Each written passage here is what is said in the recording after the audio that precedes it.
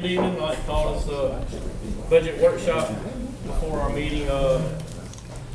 He made it. There he is. You told me to wait till I heard the hammer, so here I am. To order. Thank everyone for being here today. We're going to start out with our budget workshop, and then we have an update from LS3P, and then we'll have a short executive session talking about contractual matters, and then back to regular. So I will turn it over to the superintendent and Mr. King. Yes, sir. Thank you so much. Mr. Can has provided information to you all, and so I'll let him begin, and we can start where we are, and then we can take questions. Okay, so board, I gave you information on supplements that we have for 25-26. You can look through that. We have the athletic supplements for Dixie, Abbeville, and Wright Middle School. Those are the athletic supplements. And the amount that they are. And then any additional supplements was on a separate sheet of paper. And this is all the supplements or stipends that we have. Yeah, it's in the board package.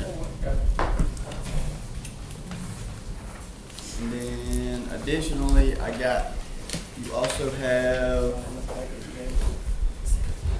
2 salary scales. I know we were trying to work hard to get off the factor. That was a big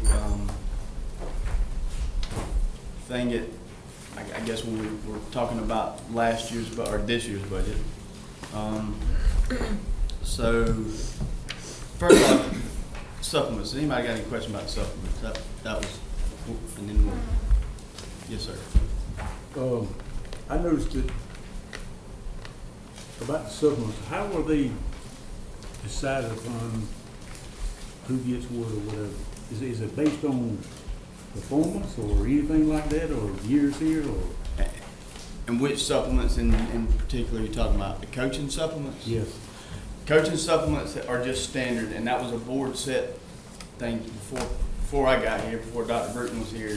This is what we had. I think the only thing we have done to these supplements in the past years I've been here, and Dr. Bruton, is we increased them 10% maybe 3 years ago from where that was taken away. Right. In 2008, I think it was around that time when we had the recession. Is that something that we can review? Because I think it needs to be tweaks on. Sure. Based on certain factors.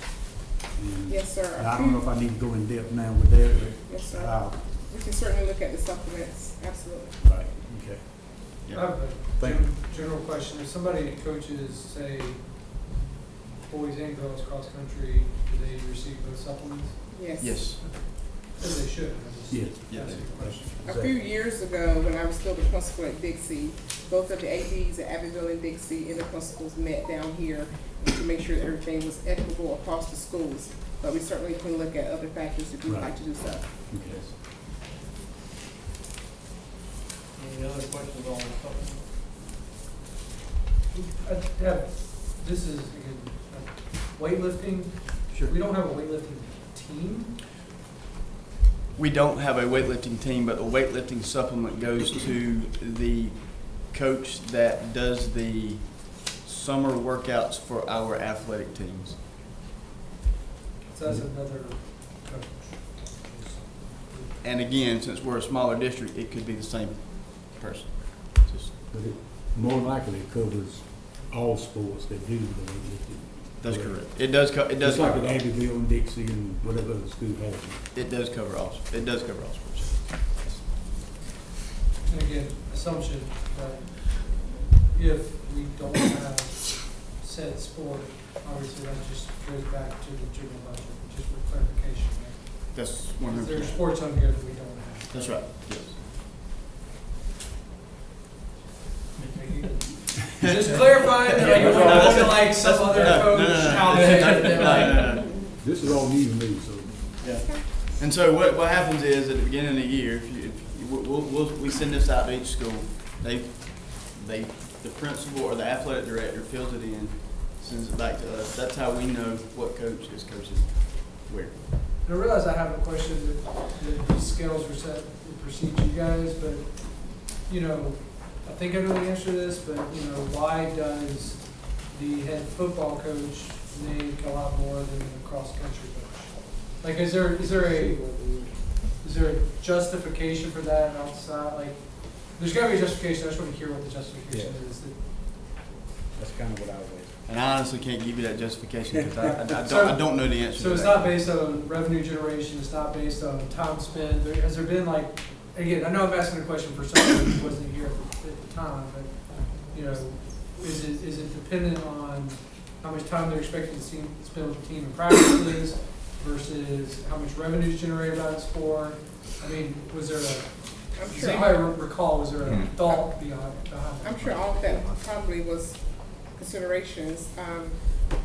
Our football coaches also, you know, work during the summer and then the spring as well. So they're just kind of, it's not just regulated to the fall. They do summer workouts and summer practices as well as spring. But Which could have- soccer does winter workouts, you know, conditioning in preparation for the spring season. I mean, that's a justification that I think can be made across the board. Cross-country practices during the summer for conditioning and those sort of things. I'm a little aged on this because that was a long time ago, but I think somebody had to do it at that time. They were taking care of the fields and stuff at that time too. Yeah. I think, because that was not contracted out at that time. I can tell you when I was in school, one of the football coaches did the fields, but Yeah. that was when I was I in think school. that was a part long of time it. ago, so. I don't remember everything. That's what, 2007, 8, Yeah. 9. But I do remember something about having the fields. I mean, it was also part of the baseball before the new stadium and all. It was also part of their job too. But that can definitely be something we can look I back think just into. look at it and see. Well, it needs to be equitable based on time spent and Yeah, probably sure. revenue generated, Yeah. right? Yeah. And those are, if we're bringing in revenue from ticket sales, and football makes a The lion's money. share of the money, you can wiggle out, right? Just needs to be based on fact, you know, on some sort of form. Anything else on that? Anything else on? Not this time, not until we dig into it a little deeper. All right, so the next thing you have is two scales in front of you, two salary scales. And so one of them is a building level salary scale. The other one is our district office salary scale. And this is for people, just for employees who are on the factor, just to get them off the factor. So what we done was basically said, okay, to be an administrator, you have to have a master's degree. That's a requirement. Okay. Most of our admin do not have. They have a master's plus 30 or a doctorate. So to get the scales to where we would like for them to be, we thought it would be a great idea to maybe, if anyone has a doctorate degree, we add a supplement to their salary. So on top of this salary, because the next person that precedes them might not have a doctorate degree or a master's plus 30 degree. So that's kind of how we took into consideration also what the salaries were for the administrators currently. And then I have a third sheet that kind of compares those on how that looks on the current and how it would look if we use the proposed one just for the first year we do it. It won't look that way after that.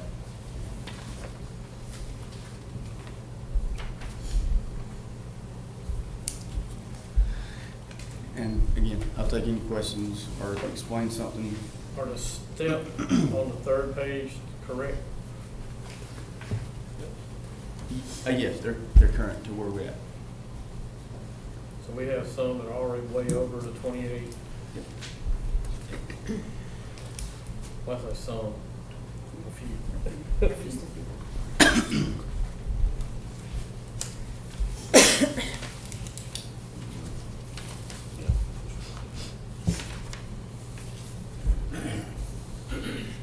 what's, Mr. Cannon, like, in your opinion, what's the benefit of transitioning from a step-based salary program to a just salary structure?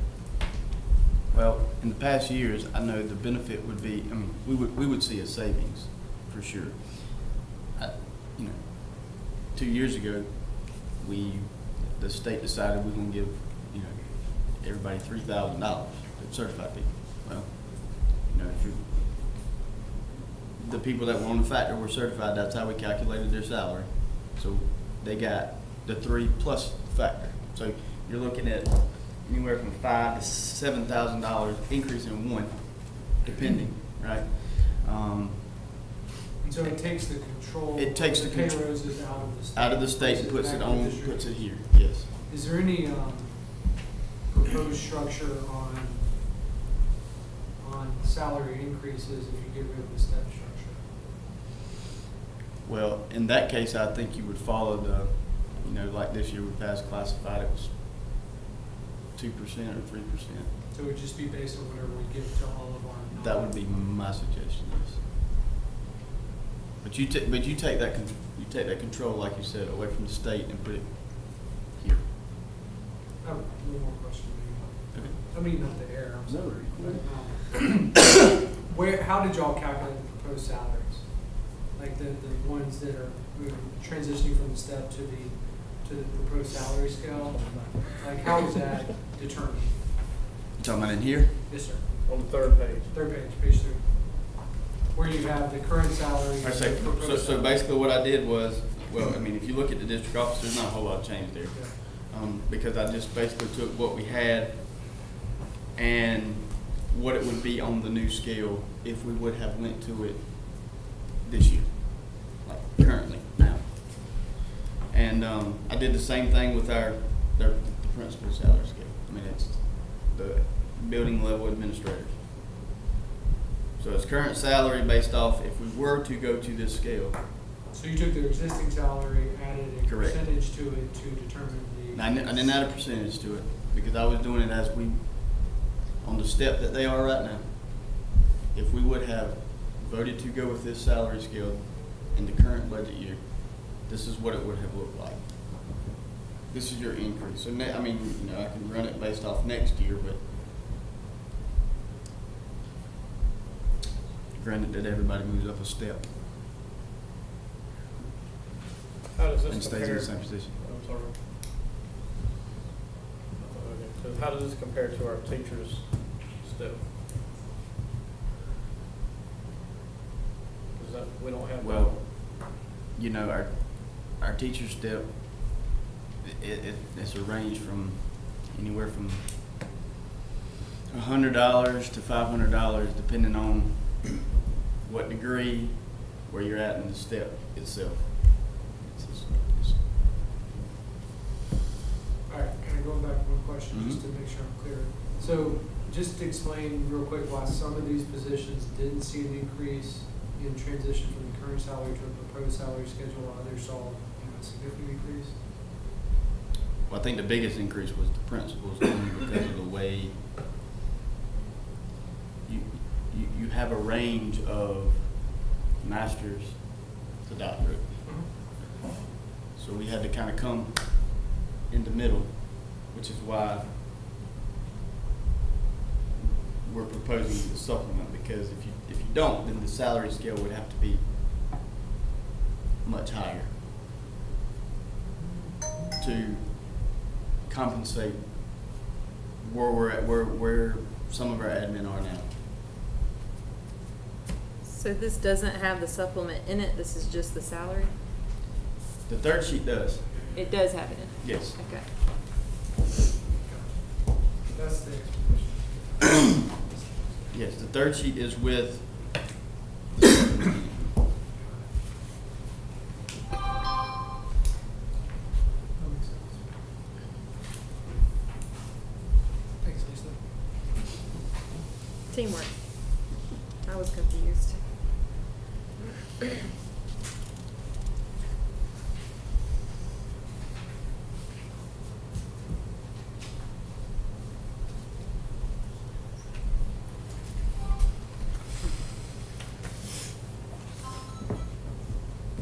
guess we should probably know the answer to this, but I'm gonna pick on the first position on here. I apologize to whoever it is, but, CTE principal, do you know how much that salary went up from the previous year to this year, just for comparison, versus how much it would have gone up? I don't know off the top of my head. I can get that information for you. That's Yes. fine. That's a hard question.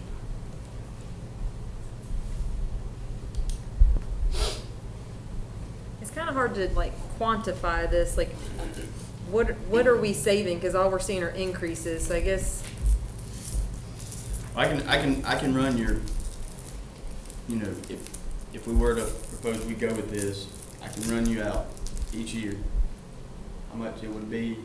or an estimate. Yeah, you know. that's fine. It would be an estimate. Well, I You mean, know, just in yeah, people general, moving, like, what yeah, would it save in general I can do that. over the years?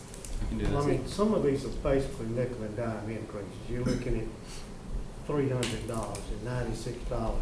And then you get down and then some of them are whopping increases. $8,510, $6,973, $8,720. There's one in here that's $11,000. I thought the purpose of all this was try to save some money, Well- not blow our budget for the next 20 years. Well, that's the portion, like last time when we did the same thing. On the initial switch to the scale, you're going to have an increase. That's just the way it is. It's based off what people are making at that point in time. But the savings comes 2 years, 3 years, 4 years, when we don't know what the state's gonna do. If they increase it, who knows? If they increase it $3,000 more, you're still looking at a $5,000 to $7,000 increase per person. With the factor. With, yeah, Keep the Yeah. factor. So- Keep the factor. Well, the fact of the matter is, everybody knows with these factors in place, it's like having a credit card with a 30% interest rate on the thing. You can't get out from under it. It continues to grow beyond, and the gap gets wider and wider and wider. But a 1 year increase of $11,502.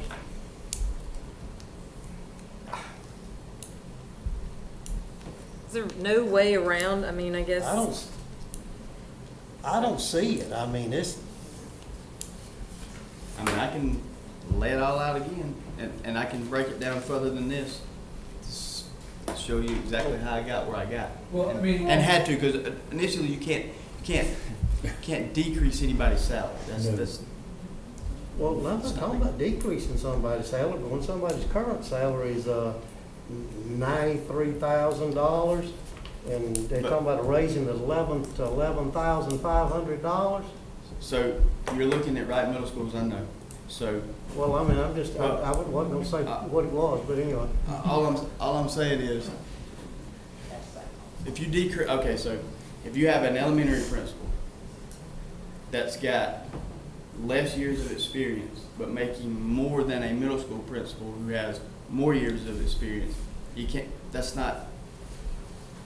do that. Oh, So so- that's why our salaries are like this. They're So all part over of the place. this is the keeping up with the Joneses kind of thing, No, deal. part of it's like, it's, you can't have a elementary principal that has, I don't know, I'm just throwing it out there, 8 years experience, and a middle school principal who has 20 years of experience, but that elementary school principal is making more than your middle school principal who has a lot more experience. Just, your scale for a middle school cannot be less than an elementary principal. But if it was already that way, I guess why is it so, why wouldn't it transition easily, I guess? Isn't it that way now? No, like I said, now the salaries are all over the place now. It's not that way. You're looking at, okay, let's look at the factors. Let's talk about the factors a little bit. You have a factor at Wright Middle School that might be less than the factor at Cherokee Trail or Diamond Hill. The factors are not equal. Or Dixie's factor is less Then Abbeville's factor as a principal. So, you know, that's kid wise, they got about the same, so you gotta, if we're talking about being, you know, bringing them where they need to be so they're not all over the place, you're gonna have an increase there anyway. So why don't we just shuffle some people around to different places to avoid that situation where somebody in the middle school is not getting paid with somebody in elementary school? Well, I think it also has a lot to do with the actual, because if you look on the first page, it shows we'll just say elementary principals that start with 5 years and they increase up. So if you go from there to middle school, it's just a slight difference from if you only have 5 years experience. But then when you got one that's already, trying to find where we're at, 19, and I look across, that's why the pay jumped, because they had to move them to that, where their step is in their years of service. Well, I think Plus whatever the supplement that they're adding in because they're a master's or doctorate degree. I think that would be a master's degree. The minimum is a master's, The minimum. anyone that has above that would Yeah. receive a supplement. And that was done that way because you don't know who's going to be in that position in 5 or 10 years from now. So they may or may not have a master's plus 30 or a doctorate. So instead of increasing or The list is billowing masters, this out, and right. then you The get list add the is supplement masters, master's right. plus. 'Cause that's the minimum that you must have to be an administrator. This favors, if I'm not mistaken, Anderson 3 and 5, and Greenwood, right? I think Anderson 3 does this, yeah. Yeah, Somewhat similar. yeah. how did these salaries compare to other districts like us? They don't. They're low, this They're, is lower. they're lower. We're still below. And I have all that information still in a folder of, Can I ask one, just, I probably missed the boat on something on that. Just maybe explain to me like a 5. So this is the first page, is this what we're currently using, correct? The page, the one the that smaller has- one. Yep. Yeah, that has the steps, this is our current plan. No, correct? we're currently not using this at Oh, all. okay. None of it. Gotcha. We're on the factor, each one. Got it, Yeah. good. Sorry. That's a good Yeah, Yep. just wanted, Yep. This I will get be, it now. this will be a new Happy. pay scale. And if you wanted, there is I've seen a sheet of paper that has all the factors also. And that may be good I have information that. Yeah. I have that. if you can provide that. Yeah. That would help, Okay. Dr. Moore, Because I never compare and seen- contrast, because, it helps refresh a lot of us as well. Yeah. And people, They're, I so, mean, they're. Yeah, I know. They're, Yeah, but there's a sheet of I paper got that it. has that on it, I know, I've seen it too. and I got I it. guess one more question is, so, and you probably don't know the answer to this, but maybe this is something. Do you know what the average, on our current factor system, what was the average percentage pay raise that these positions had last year based on the state? Because, just to clarify my question, Mhm. so the goal is that if because of the way the factor system works, their salary, if you're making $100,000 a year, the state says you have to increase by 3,000, that might translate to 6,000, so they're getting a 6% Sure. raise, whereas everybody else in the district who is not on this pay scale with factors is getting a 2 or 3% raise. That's Understand. I get it. that's exactly the purpose, right? Is to take them off that mandated escalation. It could be anywhere from 0 to whatever percent, right? And basically put them on a scale where every year, if the board agrees, they're gonna get a salary increase that is mandated based on what we vote, correct? And the eighth wonder of the world is compound interest, and that's what you're talking about, those factors that you get.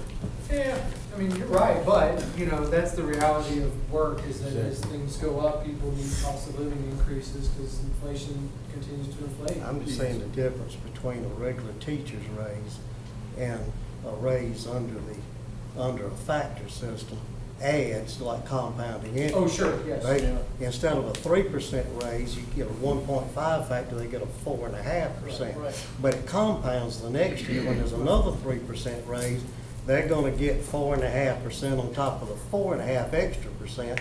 So the gap widens between your core teacher salaries and admin salaries, and it becomes like an exponential graph like this after a while, so.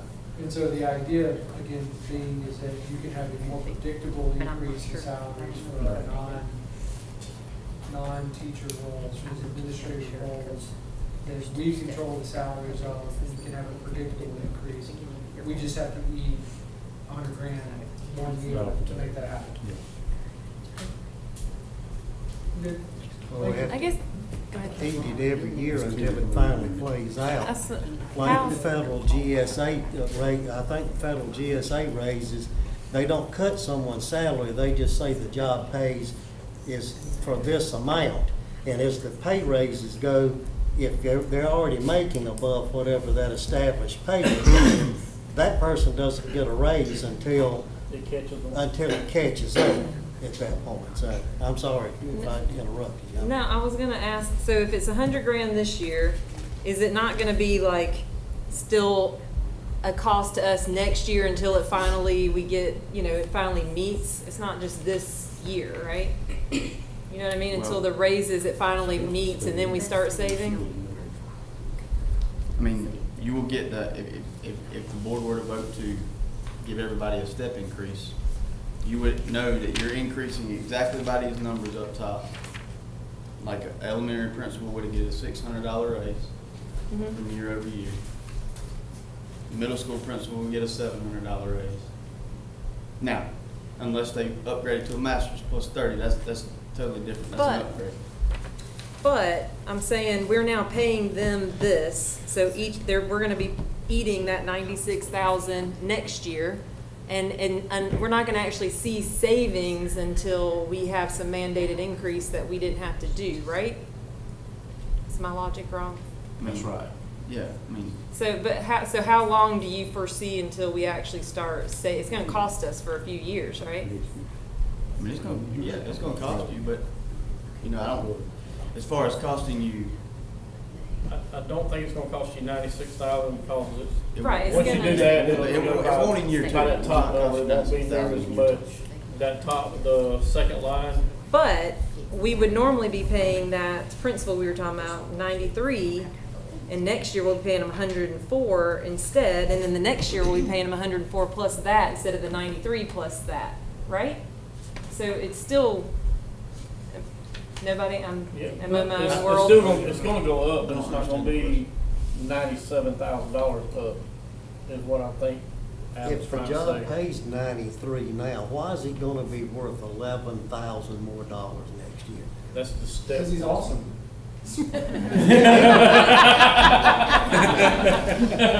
I think it's a step setup, so where the step is as far as where he falls on the step scale. Well, I mean, it's good to have a good sense of humor about this stuff, but this is the taxpayers' money we're talking about here, and it's not funny when they're trying to pay their taxes. I think it's based though, like what is not taken into account in the current system is his years of experience and his position, right? It's, you know, I think at least our administration has agreed that a high school principal probably, due to the complexity of their job, deserves to be paid more than a middle school principal, and a middle school principal deserves to be paid more than an elementary school principal. Correct. And then you factor in the complexity of the job based on the skill set that's needed and increase it appropriately based on years of experience. I think that's what this STEP program does. The problem is that right now, we have people who are great principals, and not all of you guys, but, you know, who are elementary school principals. And again, we can disagree on whether or not an elementary school principal should make more or less than a middle school principal, but at least the proposal the administration has given us is that they feel like they deserve more, and I'm sure that's based on data from other school districts. That right now we have middle school principals who, with equal years of experience, are making less than their elementary school counterparts. That's correct. We're just setting your step system correctly. Because they're all considered by step. You start out at 1 or 5, normally a principal and up is 5, or at least 5 years, you know. So then you have that falling into that step category, so they know I'm at step 17 now, next year I'm at step 18, then 19, until they get to our max, which is 28. And this represents about a 7.5% increase of year-over-year salaries. And so I think if we you know, your point that most of these administrators are a factor, if pay raises go up by 3% on a teacher, they're gonna go up by 4.5, 6, whatever.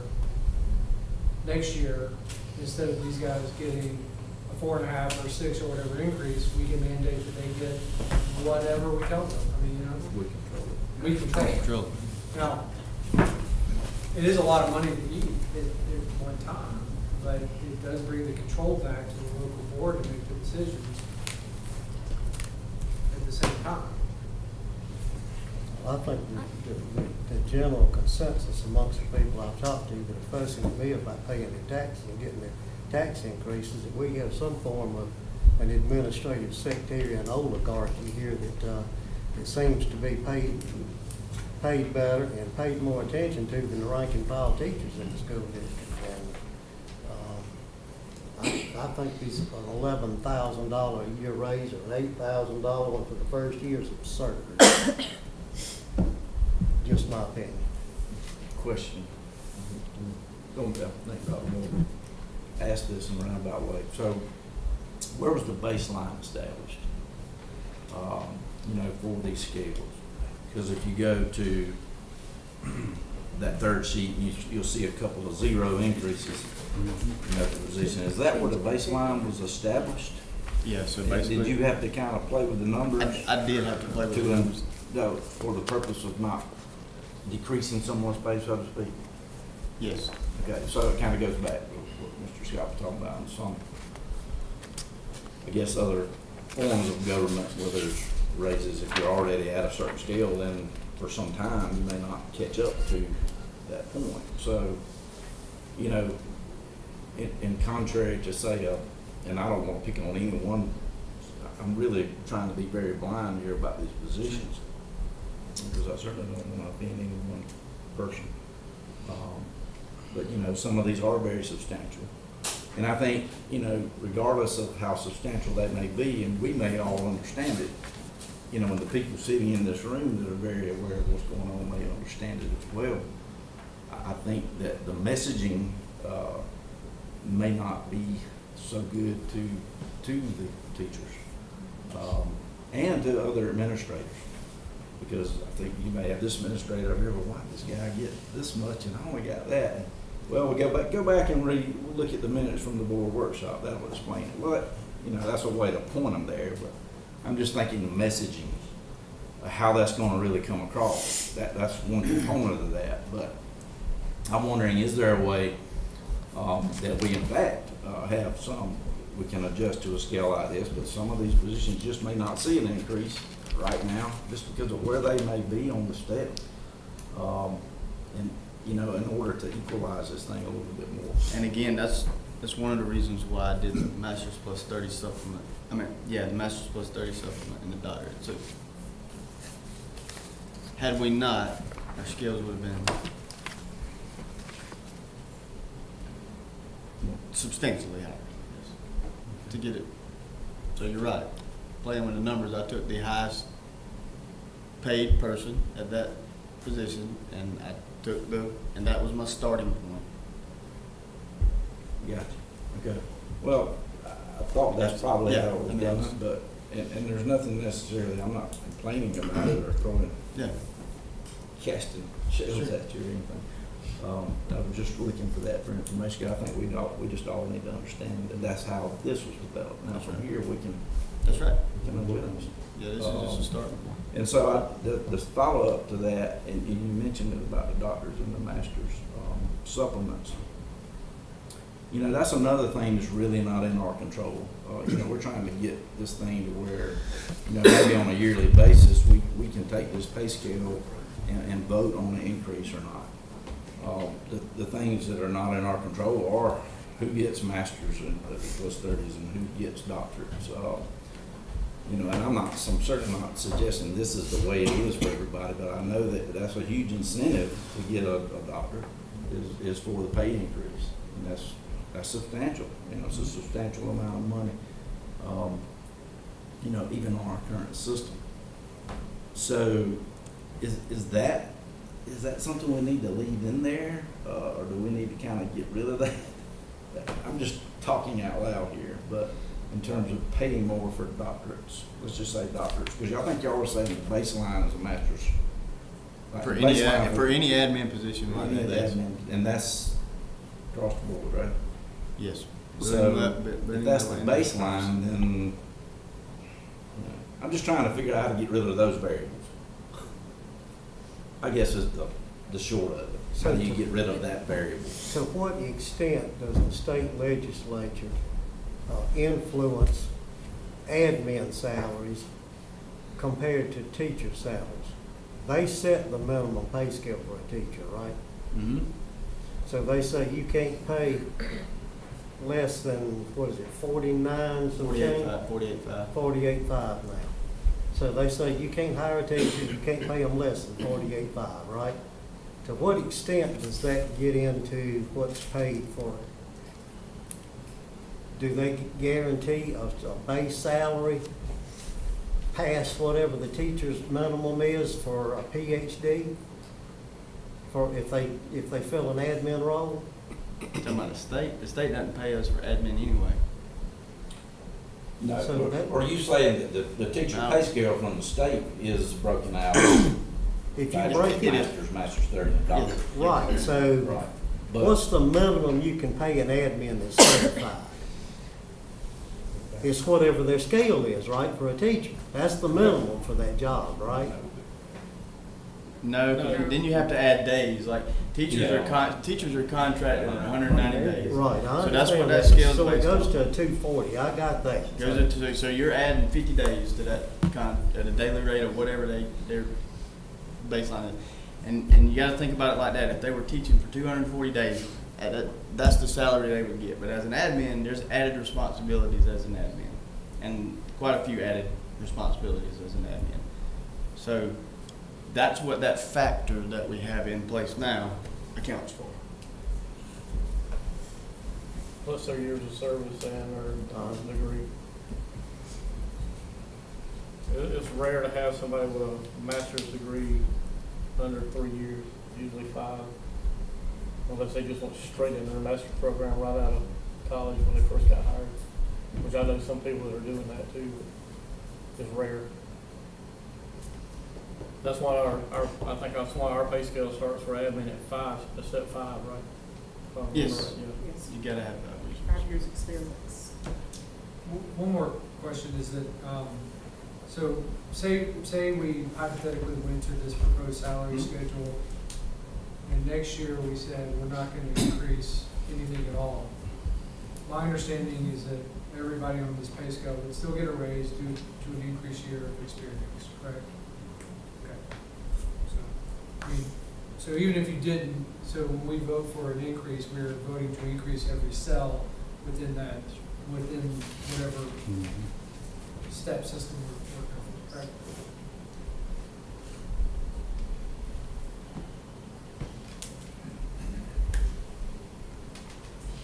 Any other questions on the sheets that we have here?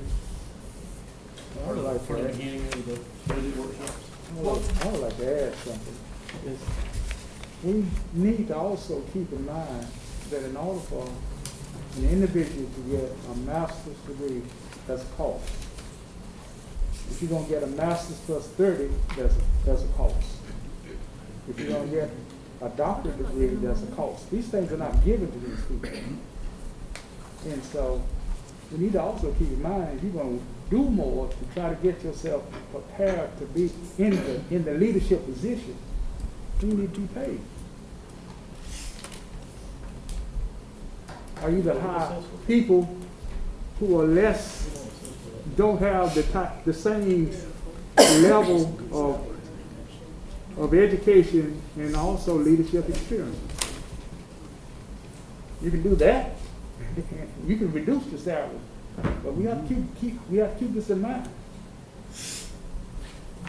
We don't assist with masters and doctorates. Say what now? We don't assist paying for them. No, we don't do that. No, but some of the other Some districts, districts, some of our bigger districts do. Well, not even some of our bigger ones, but a lot of our other districts do.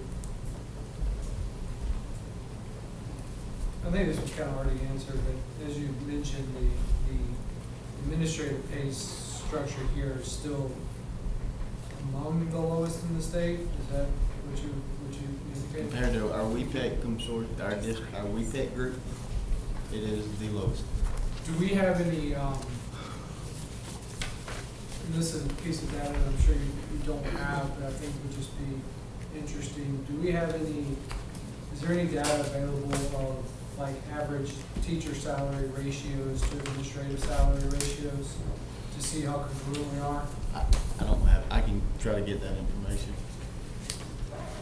I mean, I just think that I mean, I think your points are well taken. To me, you know, we are among the lowest teacher paid in the state, right?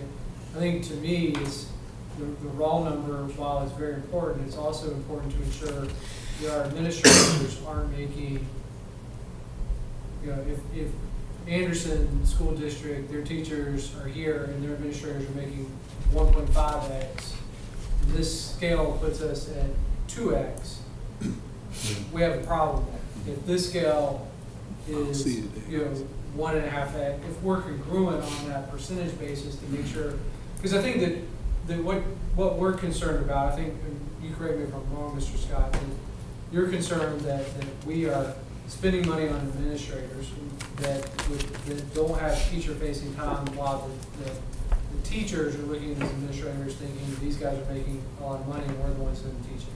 Is that fair? That and the community, Yes. every time I talk to somebody, they keep talking about the administrator level. They don't have any students in the classroom. And every time we have a conversation, it's always about what the administrators are gonna get. But see, And it's not about the teachers anymore. I It's just, and I just don't, these pay raises, 11 and 8,000 and something, because somebody can't make less than somebody else that's got more experience, and move the shelves around until it starts to make sense. I mean, if I were running a business, I wouldn't run it this way.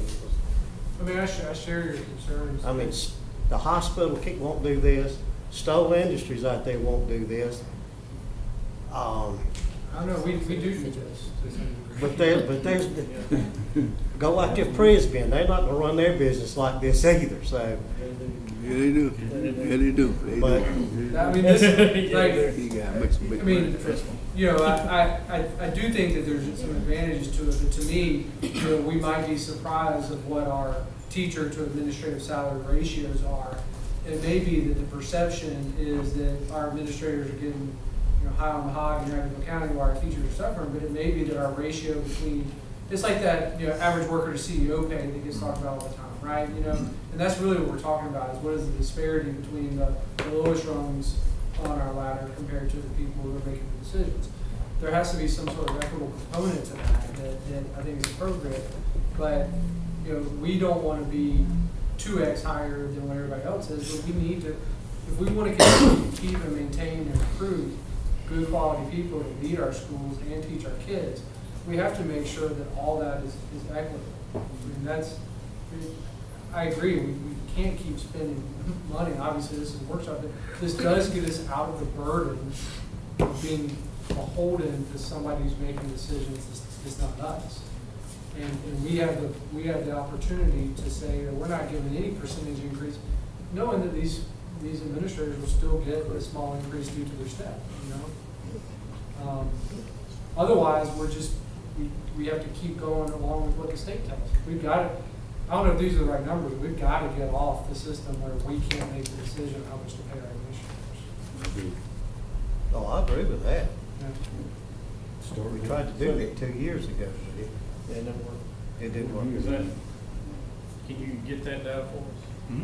The What 2 data- years ago What data now? are you looking for exactly? Just the Percent percentage between, The average teacher, average administrator yeah. ratios. I know that's probably a hard data point to get, but I think that would just. And even compared to within the WEPAC Right. group as well. Just- Yeah, I can do that. Because, I mean, it is, I mean, from constituents, that they'll make comments that are not necessarily educated about that the administration is top heavy, you know, we're paying too much. And that if we can go back to them and say, you know what, look at the numbers, that's not the case, that would be great. The only thing that's gonna be state is still gonna tell us how much our base pay is gonna be, which is for all certified, you know. So that's still gonna be a factor that's gonna change year to year, because they're always gonna, until, well, I don't know, with the election coming up, I don't know, it might change with a different governor, but, you know, his goal was to be over 50 by the time he got out of office, so. He's almost there. He's knocking on the door hard, but he is up for election in November, so I don't think he's running. He can't, I think he's turned out. He can't run. So, depending on what the new governor says, you know. But let's not forget, those people that aren't as well educated on this are the ones that we ask to pay the bills every day. Right. Absolutely, but if we can at least go back and say, you know, the administration's not getting paid as much as everybody thinks they are. All right, with a few minutes left, I think we're gonna turn it over to LS3P for a few minutes. Or do you wanna do that first? All right. Thank y'all. I think that was a good first, beginning workshop to get us some information to chew on and look at and think over. And then give Adam some leadership going forward. So we wanna go into, we need to go into executive session to discuss, I'm sorry y'all, discuss superintendent goals and contract. I need a motion for that.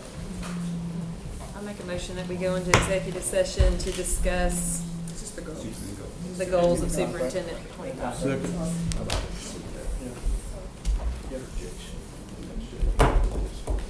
We got a motion. Thank you, Sam. Okay. To go into executive session to discuss superintendent goals for 25, 26. And contract. And the contracts. Mr. Johnson seconded. And Mr. Johnson, second. All those in favor of going into executive session? All right.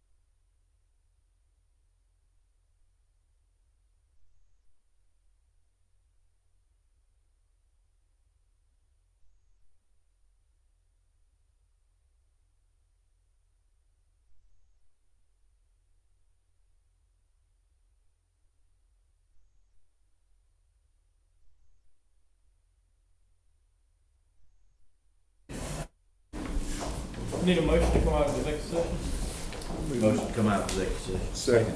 I have a motion and a second. All those in favor, please say aye. Thank you. We are now out of executive session. We're going into our regular open scheduled meeting for our Louisville County School Board. Welcome everyone. Thank y'all for being here tonight. If you would, please stand with me for a moment of silence and the pledge of allegiance.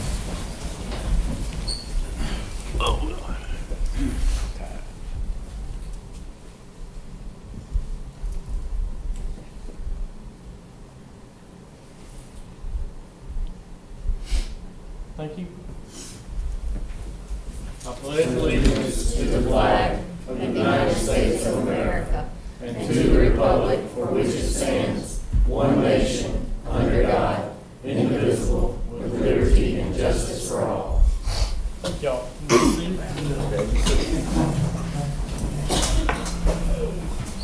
Moving on to approve our agenda for tonight. I'd like to make a motion to approve our agenda. I have a motion and a second to approve the agenda as written. Any discussion on the matter? Seeing none, all those in favor, please raise your hand. Our agenda is approved. Ms. Ross, no public input? Down to consent action items, approval of our minutes from July 22nd, 25. Motion to approve, Mr. Chairman. Second. And a second. All those in favor? Oh, sorry. Can I? Go ahead. Yeah, I was just on the consent items, it says those who were in favor, 8-1 on the minutes. And I was thinking about that, is that saying that the one is the Mr. Dunn abstaining? Yes. Okay, so it's really, it was 8-0. 8-0. That's the only thing. Which is noted as abstaining, two would be in that. Any other questions? None? All those in favor? Matt? All those in favor, please raise your hand. Minutes have been approved. Discussion information items, superintendent's update. Thank you, Mr. Rose. We have LS3P with us tonight. Ms. Emily and Courtney are here with some updates with our CIP that they've been working on for the district. Yeah.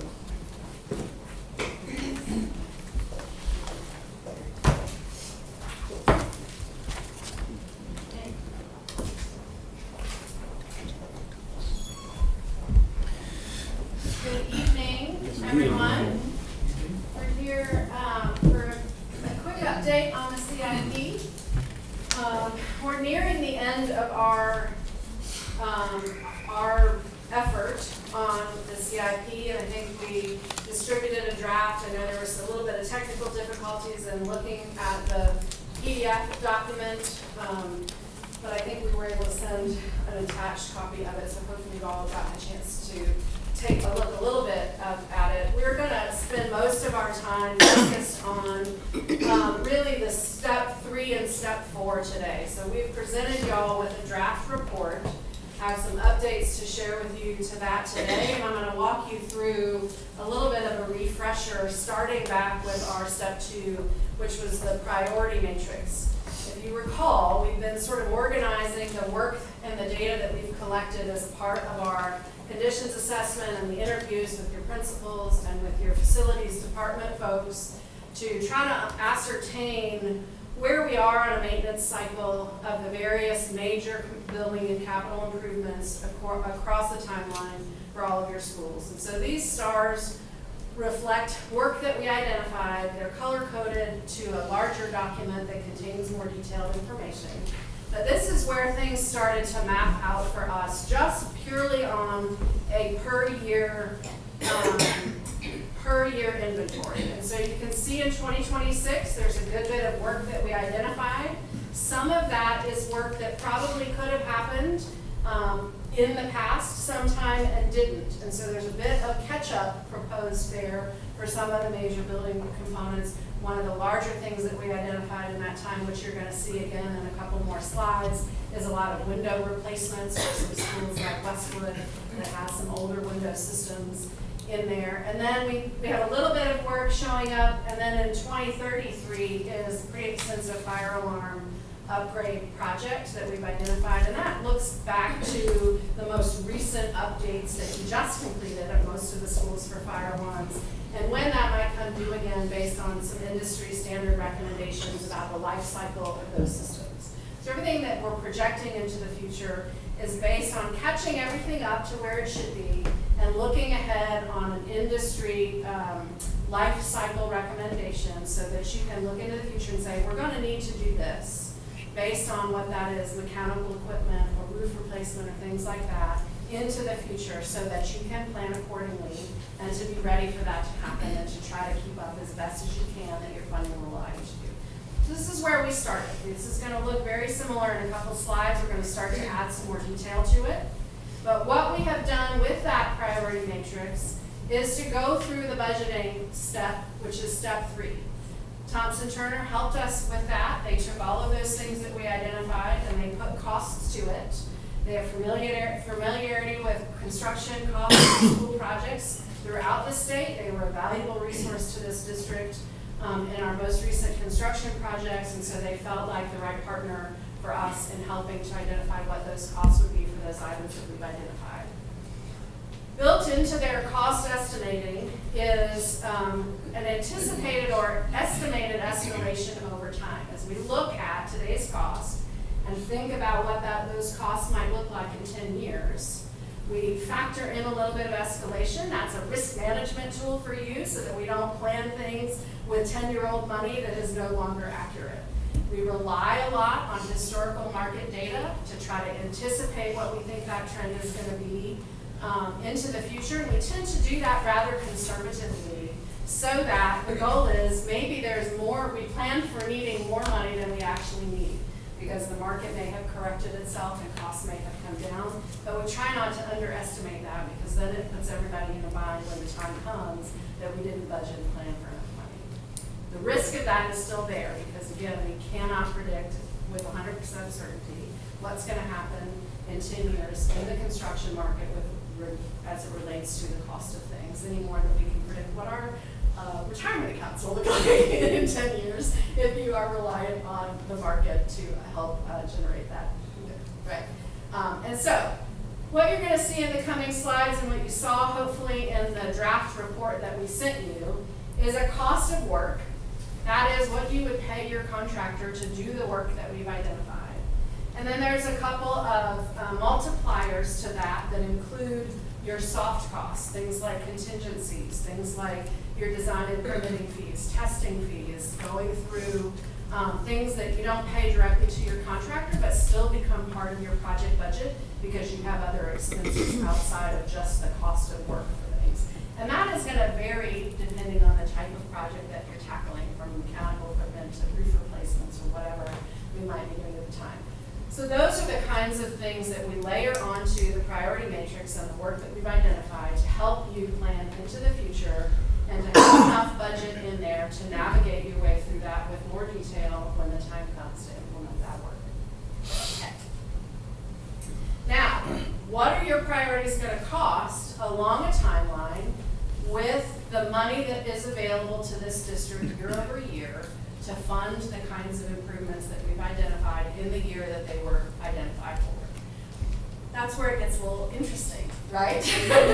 So this is the copy of what's in your draft report. It does get small on the screen, but I'm going to pass out a copy in just a second. If you look at the matrix above, that's the text that goes along with those stars that we looked at in a couple of slides ago. The very top line where it says cost of work, down when we start getting into the cost information, that top line is the cost of work. Those are the numbers that came from Thompson Turner, and they have been already escalated year over year at 5% a year in escalation. So anything that is totaled from those line items above has been already escalated. So we're not going to add additional escalation onto those as we factor things in. You'll see a line item for design contingency. That is because we are estimating at a very high level. We haven't done any design work or any construction documents or anything ready for permitting yet. And that there could be things that we identify in more detailed research when the time comes that may change that budget number because our scope needs to adapt accordingly based on what we find. So there's a design contingency there. There's a construction contingency. That would be your normal contingency that you approach your projects with that says if there's something unforeseen that happens during construction, we have the resources to pay for that cost. The soft cost multiplier, that's for your design fees, your permitting fees, testing fees, anything that's required to complete the project that isn't going directly to the contractor to buy materials or the labor to do the construction work itself. And then you've got your total budget. That total project budget line adds up all of those previous lines and becomes the number that we plan for year over year when we start to factor in your funding. The next line to that, this is yearly funding contributions. That's what's going to go in as a deposit based on data that Adam has provided for what funding comes into this account each year, including a pretty sizable contribution in 2026. And then you can see the funding level stabilizes. That $531,000 in the 2025 column is basically the starting balance after all of those things that are identified in 2025, many of which you've already discussed, some of which have already been approved and you've got cost estimates for it or are in progress. Those things have already come out of the cost when we get to that $531,000 number in that yearly funding contribution. So that's the starting point. Yes? On average, is that 5% pretty accurate over historically? It has been historically. Yes, Okay. that's what it went way higher than that during COVID. In the last sort of coming out of COVID, the last couple of years, that 5% is a pretty industry standard based on what's happened historically. And as we look back to the last couple of years, that's what most contractors, even Thompson Turner and others that we work with on similar kinds of things, are suggesting that we factor in a 5% escalation per year. The economy turns drastically in some way, that could be completely inaccurate. But as far as what the most recent trend in escalation has been, that's what it is. So at 7%, it would double every 10 years, roughly. At 5, what do you, 12 years, 12 and a half, 13 maybe? Say that again? These figures would double if it went. Yeah, I mean, there's definitely, the longer we stretch it out, you're gonna see some pretty significant when you compare over a 10-year stretch for sure. That's for sure. So then this bottom line tells us essentially what our cash flow is gonna look like. When we make a deposit for the yearly contribution to the fund, we spend that total project budget, and then we make a contribution year over year, and you can start to see that we go negative really quick from year over year, which means not that we can't do anything. Looks like it means we can't do anything, but what it means is we've paced it incorrectly, and that there is probably a way to reorganize what's happening, especially in that 2026. We put too much stuff in 2026, and it brought us negative right away. So this pacing of the work is probably the problem, or part of the problem. And so we took a look in the last week at what happens if we pace the work differently. Can I ask a question? Yes. And this might be a question for Shakina. Where's the extra money come from in 2026? The year lined up, you just adopted. Good, thanks. Okay? Other questions before we move on? You follow the logic so far. Don't spend too much time on the dollars because I'm about to change the whole screen. We're going to pass out a hard copy of this because this one looked a little gloomy right out of the gate. So I rearranged it a little bit and I reran the model of what happens year over year. And so you can see if you look above the cost line, I started to scoot out some of those things and spread them out and pace them differently. And I took Thompson Turner's data, pre-escalated, so when I move something to a different year, it costs something slightly different because there's escalation.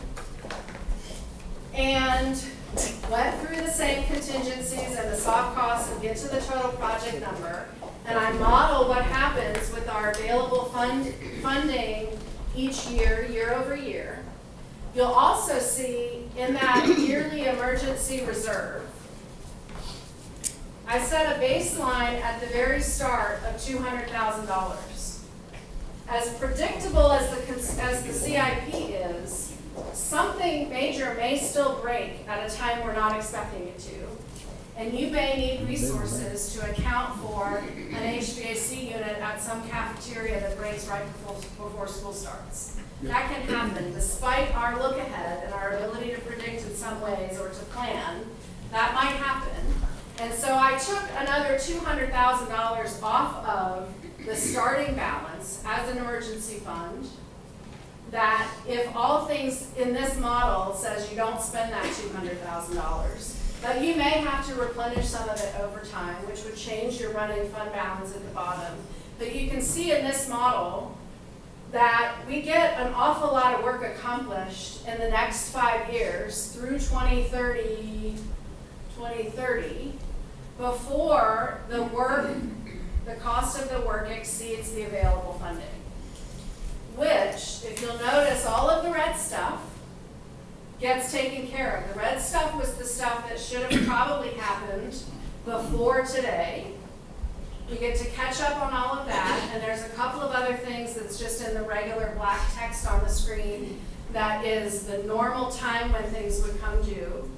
Through 2030, we can maintain a positive balance in our fund at the bottom with some cushion, and an ability to replenish if we spend some of that yearly emergency reserve until we hit the 2031 year.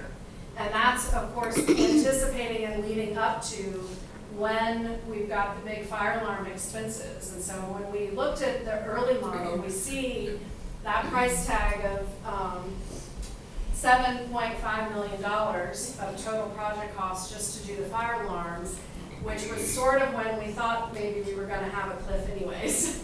And so what we were able to do is to push that cliff as far into the future as possible, and to be able to catch up on all of our deferred maintenance before we start having an imbalance of funding versus the needs that we're going to have in our facilities. This buys us some time to think through what future options might be to change our funding perspective in the 5-year look ahead.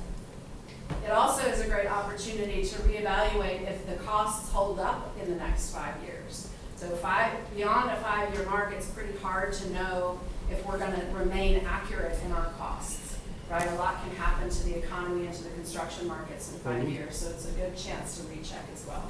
When you say ongoing fund balance, is it deteriorates and goes downhill? This is the cumulative total. It is the cumulative total. So it's not per year that it's that far off, right? Right, so Okay. you've got a yearly funding contribution. That's the flat amount of money that Adam says we're gonna be able to contribute to that fund each year. And the way that we've modeled this is if we start with the $331,000 in the very lower left corner, that's what we're saying after we do the work that we've identified in 2025 that's up there above the line, and we subtract out $200,000 of an emergency fund, we start with $331,000 in there. We're going to add to that in 2026 $1.791 million, and we're going to spend right above that $1.79 million. We're going to spend $1.75 million doing those things that have been identified at Calhoun, Westwood, and Wright Middle School. And after we do those things, after we get the 1.79 that we're getting for the year, and we spend it on the things we've said we're going to do in 2026, the remaining balance to that fund will be $372,000, plus the $200,000 we set aside for emergencies. That makes sense? So that's the math that happens year over year. And you could say we maintain a positive fund balance through 2030 until the pace of our funding is outpaced by the cost of the work and the needs that we have at our And then the buildings. checkbook's something wrong. Yes. I may have, Oh, go ahead. I may have missed it, but so in 2026, the yearly funding contribution is $1.8 million, whereas everywhere else across the board is $550,000. And that's an And general average. obligation bonds we adopted this year, that's how much they're. Oh, I got it. That was This year, that was that question, okay. Yeah. What about the bonds? When does that end for the ABS project? We had, it was a 15 years, so we're on year 3 of those, so we got Okay, 4 so more that's years it. there. And then same thing with the construction acquisition funds. Why did it drop to 200 in the last two? That's an added question. Your yearly contribution, we said that the 550 was gonna go through 2035. 550, yeah, that's through 2035. I guess no one. Why does it drop to $200,000 a year starting? I'm Oh, no, it 36. shouldn't. No, it should go up. It should go up? Mhm. Okay, so if my math is incorrect in there, the $200,000. Yeah, it should go up after 12 years, would be that time, we should go up by 1.2 million. So we can recalculate. Okay, so I can remodel that for that number. I think we maybe just stopped with Yeah, what we talked and about. that's, the other yeah, day. because the previous number I gave you was It's kinda- 200,000. Right. Yep. So we can update 2036 and 2037, because that's when your debt falls off Yeah. to the previous work you've already done. So how much would that approximately be? Once that happens? 1.2 million is what we're paying for ABM right now. So that plus the 550 is what we would be estimating? Or Yes. Gotcha. But that won't help us get through that 2033 hump Yeah. unless we defer what we say we're gonna do in 2033 to 2036 or 2037. It may still not be enough, but we can model that. So all of this is really, if the funding is gonna be constant, then the variable is when we plan work and what that work is gonna cost in the year that we plan it. And so that's the difference between the first slide that fell off the cliff right away and this one that allowed us to catch up on some items that were deferred, plus plan to pick up the items that should be scheduled through the first 5 years of the CIP. And my recommendation is always gonna be for y'all to refresh, right? Adam's gonna have to account for the actual cost. We maybe don't need, when it comes down to it, 35% of essentially contingency in our project budget. So what we don't spend from year over year would go into your account, and it might make you able to accelerate, or you can continue to save towards that 2033 mark, where you know you have a big expenditure coming.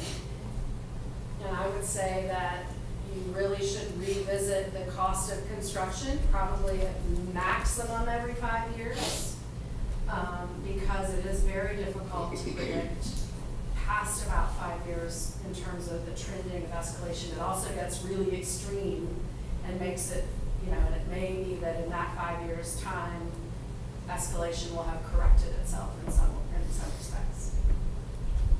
So through maybe 2031 with some belt tightening, we may be able to make it through the end 6 years from now. Yeah, I think so. And I would say we haven't left anything off that's urgent.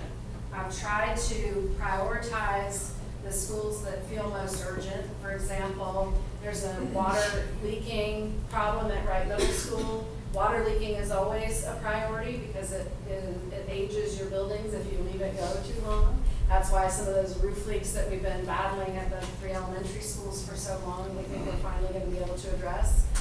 Westwood and John C. are both some of your oldest schools in your district. And they've got, Westwood would love to have new windows. We have a lot of kind of high visibility exposure at that school. And John C. Should get windows. A lot of those windows are not operable anymore at that school. So I try to prioritize things to take care of some of the more urgent, more high impact need things at the front end of this and defer some of the things that probably could keep going so that you can continue to fund the plan through 2030 or 2031. The ongoing fund balance that's, listed at the bottom, I think we originally had 550, so 550 minus 200, or 530, whatever. How did, that's coming from this, right? So I guess my question is, why the discrepancy between our current estimated fund balance and what's on, here? What are you talking about? Well, There's a discrepancy, I don't know You talking about necessarily. here? In the financials. There's some stuff on there that I took out just because I know we do activity buses. There's some more things, that's in our whole list. So I didn't because Adam's- it wasn't, they were not board approved yet, so I Yeah. haven't taken out of this. I went ahead and took Just my to model there just in this, case. because it's gonna get teed up really before we sort of kick it off. It's already in progress stuff. And then the emergency reserve is me guessing, right? So you all can set a baseline for what you want your emergency reserve to be. I think there's flexibility in this version of the CIP that would allow you to either raise or lower that, depending, based on past data of past years and the kinds of emergency expenditures that you might have had year over year if you look back. But that felt like, one, the model is manageable with a $200,000 reserve, including some cushion at the bottom ongoing fund balance if you have to replenish 3 years from now because you spent some of it on something. Then there would be money left over in a year to be able to replenish your reserve so that you always keep a baseline of something. And so it really would be for y'all to establish if that's an important factor of this, to have an emergency reserve, and what is the dollar value of that reserve, would be something that y'all would establish, and then I can kind of come back through and rework this if I need to. So if there's a reason to change what we've modeled based on that, then we can do that. Is this all the stuff that we can fit into the budget in each column? It is all that we've identified as being necessary on a planned basis. So when we went and looked at the schools and we met with Mr. Reep and we documented all of the things that have been known maintenance concerns, along with the sort of scheduled things of, we know we put the roof on this particular school in whatever year, based on the kind of roof it is, we think in 30 years we should put a new roof on it. That's what we've collected in here. What is missing from any of this would be other initiatives of this board to make improvements to schools for some other sort of academic, if you wanted to renovate your media centers, for example, that because of some educational priority. Those kinds of things are not reflected in this. And so if that were something that was this board wanted to tackle, we'd have to kind of weave that into how do we fund that, when do we do it, how do we fund it, and how do we communicate that need. Because what we've captured here is just the ongoing maintenance of your buildings to take care of them and to make them last for a long time. So along those lines, is that, so there's always been these things thrown around that 5-10 years from now, we've got our 3 elementary schools, Long Cane Primary, Westwood, not Westwood, Wright Middle School that may need major renovations. Does this kind of take that out of the, where we're taking care of those schools and We we're not are going to run into picking that? up those things that would come due on that sort of normal life cycle rhythm of major replacements. When you should replace HVAC equipment, when you should put roofs on the buildings, when you should replace your windows, those kinds of things. It's hard to, there's no way to factor in things like renovate your media centers. Right? There's no industry standard that tells us how to refresh those or to upgrade those based on academic or educational priorities. But it does capture the life cycle improvements, and it doesn't all happen at once, right? We don't say renovate Wright Middle School, because things major building systems have different life cycle costs. What the longevity of your roof may differ than the longevity of your mechanical equipment. It's also a little bit, as we can see here, doing things incrementally over time is a little bit more of there's an easier way to fund it, especially when you've got the pressure of existing debt for previous work that you're still paying for. We pay for it now. Right. But I think Catch up a little. 2030 would catch you up on things that Right. were missed and set you on a really good rhythm for the things when they come due in their own time. In this, you're gonna get the whole booklet that you got, the draft that you got has obviously this. I'm gonna take out the one that doesn't, the model that doesn't work, and we'll put this in here, unless you tell me to rearrange something different, or if you have feedback around your emergency fund. You also have, Can I ask a question? before you do Yes. that? So I know that Mr. Cannon more questions for you, but you said that the ongoing fund balance there takes into account expected capital expenses for the rest of the year, i.e. activity bus, right? Was that taken into account for, say we need another activity bus in 2029? Has that been projected at all in those numbers? That is not very Okay.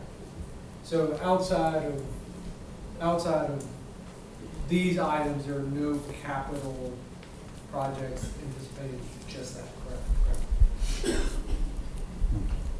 Can I ask a question? I'm gonna ask you, and if I'm speaking out of turn, tell me. Just let me know. There was a letter about replacing the side at Abbeville High School on football. Is that? Yes, sir.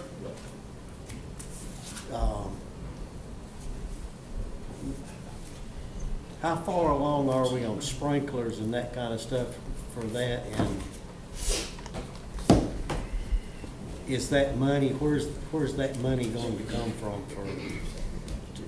to do that project? I don't know whether I should be asking yeah, Mr. so. Cannon or what. Where is, I took that out, that number that I gave you. So we've identified that as a project in the 2025 column that's in some manner underway. Whether it's been approved by the board or not, we've got budget line items for that we've accounted for in the work that we've done with Adam. And it shows up in the box both for Abbeville High School and Dixie High School, the practice field work that is in some stage of progress. To answer Mr. Scott's question, an RFP was submitted last week to get pricing. And then once that pricing is received, the bids are received and a vendor is chosen, then that information comes back to the board to make that decision. But it would ultimately come from the CIP that she's just mentioned if the board approves it. okay, so if that's approved, what gets pushed, does anything get pushed down? No, because we've already accounted, we have a placeholder dollar value for that already factored into this. Okay. And Well, I so just what's- knew, I didn't see it on the list, though. I wanted to know where that money was gonna come from if it was approved, so. Yeah. It is, we've got it factored in there on the list, and the money that we're starting with in this. practice field, It's not a practice field though, right? So that's, Well- it's, okay, so it's not that It's auxiliary actually- field, it's the That's main the field. regular, Right, yeah, okay. the- We'll make sure Dixie's got a practice field. Yeah, I'll clarify that. That wording needs to be updated. It's the actual football field yes, at Abbeville High School and not a practice field. yes. So, bring me up to, because I remember us talking about the sprinklers, that you couldn't upgrade them, the water pipes don't fit anything else, so the whole thing's gotta be dug up as far as the sprinkler system, right? I mean, it's just trash, we just gotta get rid of it. Does that really take the whole field out after I mean, is that gonna mess it up where you can't play on it, I guess is what I'm. Yes. Mess it up. They gotta dig the old one up, put a new one in, Redo it. the whole thing. So what's the optimal time of year, and this may be something Mr. White knows, with the year-round school situation that we've got, because we don't have those long summers anymore, what's the optimal time of year to put sod on on a football field is, because you can't play on it till the grass gets established. You can't, you'll tear it up, so. What's the, and please tell me if I'm taking Yes, that. please, Mr. White. In my conversations with people over the past couple of years, springtime is the best time to That's do what I that. figured, yeah. During the growing season, I guess. So it would be sometime during spring. So what would you have to delay or stop, or what would you have to do that? Well, of course, we got soccer to play. We've already had some conversations about how we could adjust our schedule to accommodate something like that. Okay, so you, Easily. now, just one more thing. 2 years ago, there was something about putting in for some kind of money to put artificial grass on the, but you could turn that stuff in for a lesser, was it $150,000 or something for real grass instead? Was that ever sent in, or what happened with any of that? No, the board didn't vote to proceed with that, so we didn't do it, we didn't submit an application. Okay. I knew we didn't vote to proceed with the artificial grass, but I didn't know. I thought the direction from the board was that that was dead, so we didn't do it that way. Okay. All right. I'm through. No, I think that's a fair, I mean, where the funding comes from, and I mean, a grant for something like that, that would cover $100,000 from the NFL, whatever, I don't see why you wouldn't, if it would cover the same thing if we're looking at approving, but. Yeah, wasn't really understood. Yeah, we can talk about that and make that clear. Can I appreciate the information. This was my view. We now have a policy that covers or basically mandates us as a board to develop a capital improvement plan. And this is a summary nutshell of that, which is a great guide. I think that we should, and I think we are supposed to by policy vote on it. I don't think we can do that tonight, but I think we need to approve it so that administration and everyone else is clear as to the direction we're heading. And then two, I really feel like, and per our policy, we're supposed to review it annually. We need to have, and I'm very pleased with LS3P if they would, we just go ahead and put on the calendar next year just a little refresh. Like around this About time this next time year. next year, just a little refresh. This will give us and this is another point, talking about individual projects, and we chase these rabbit holes. It's been 15 minutes talking about things that happened a year or two ago.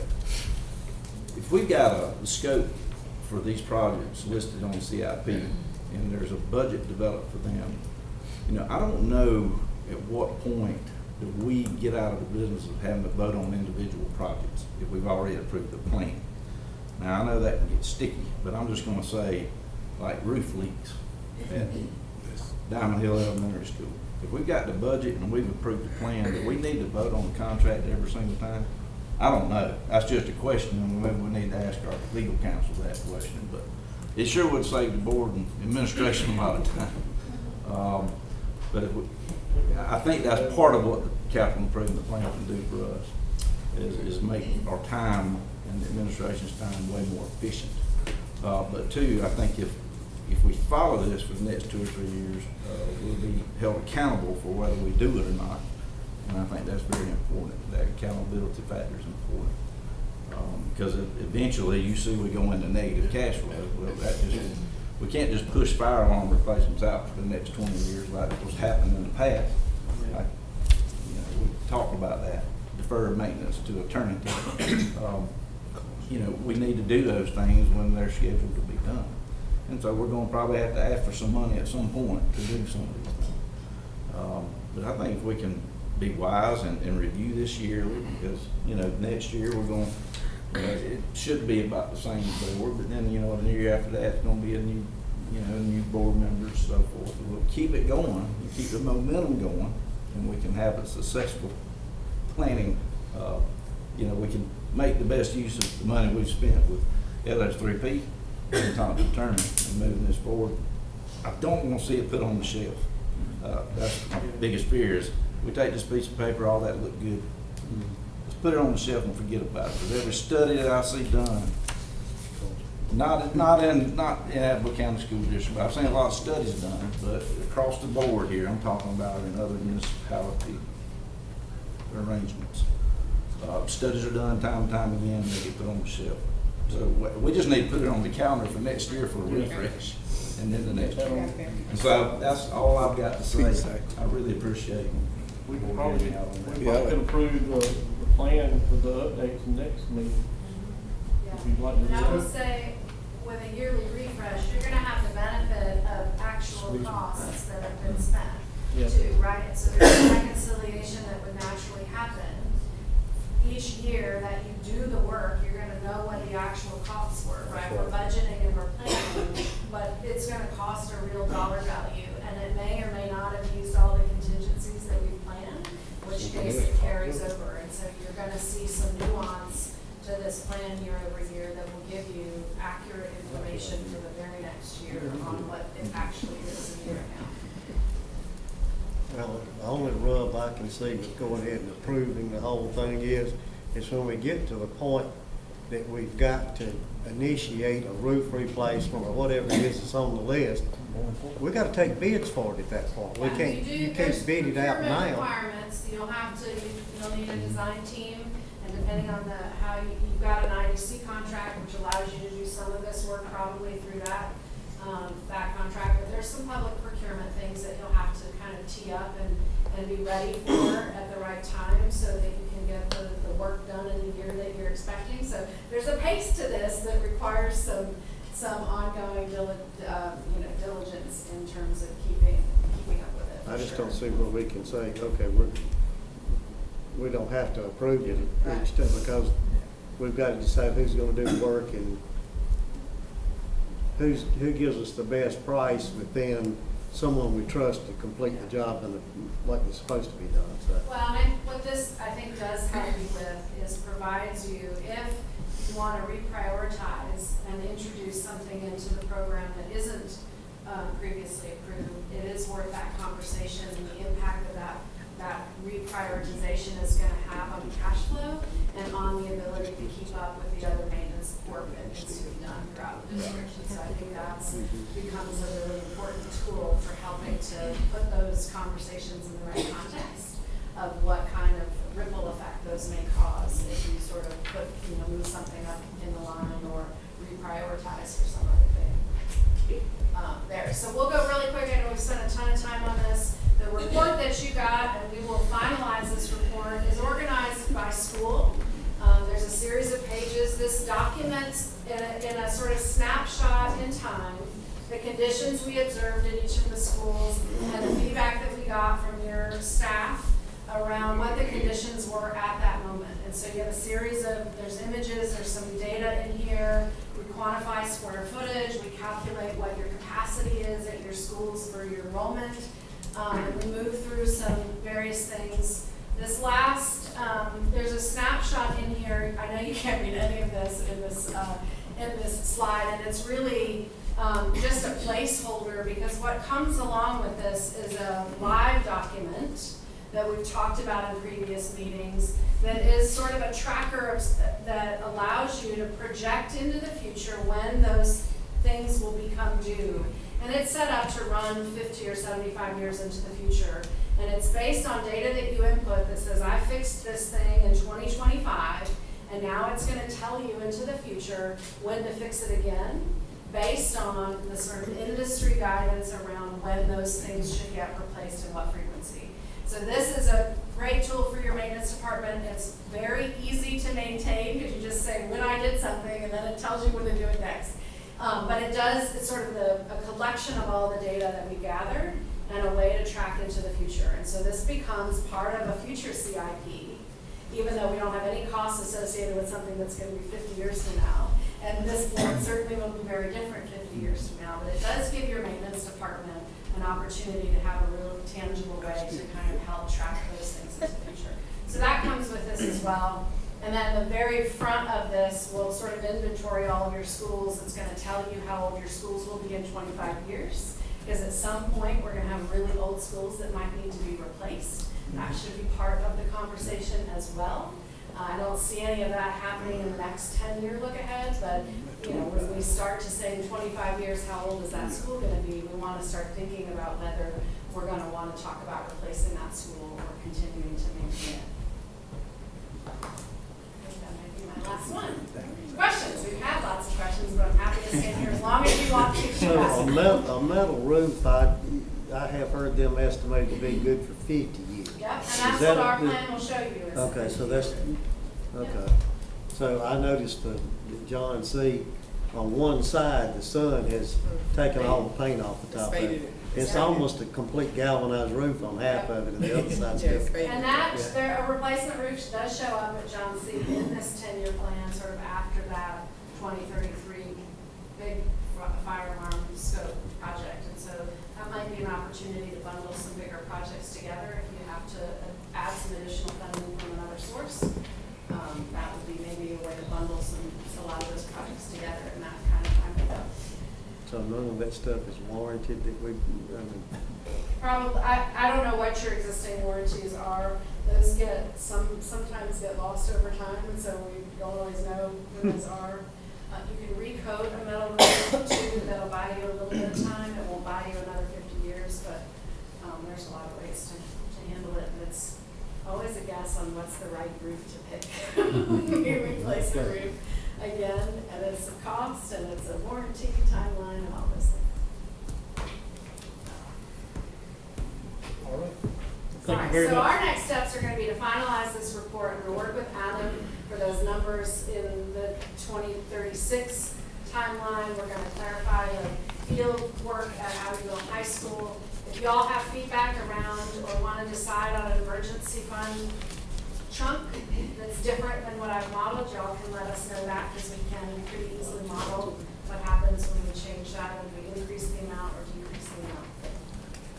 Okay. Thank you very much. Thank you. Yep. Good job. All right, next up. Yes, sir, the calendar. So I will defer this to Ms. Ferguson. She worked with all of our teachers of the year to present two calendars, one for year 26-27 and the other one for 27-28. And so if you have any questions, Ms. Ferguson is here to answer those questions or to get your input or feedback.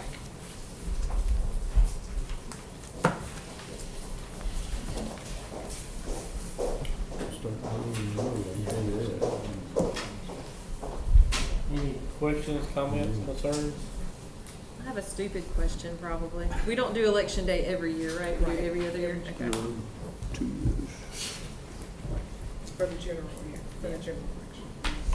Was any other calendars presented, any changes?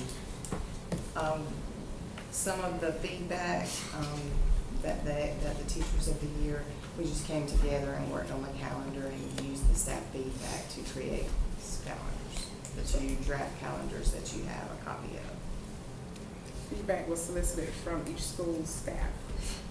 There was several questions about One the question dates, was- and we not ending the first semester until January, but that doesn't work for the high schools. They need to be finished with their semesters prior to the Christmas break.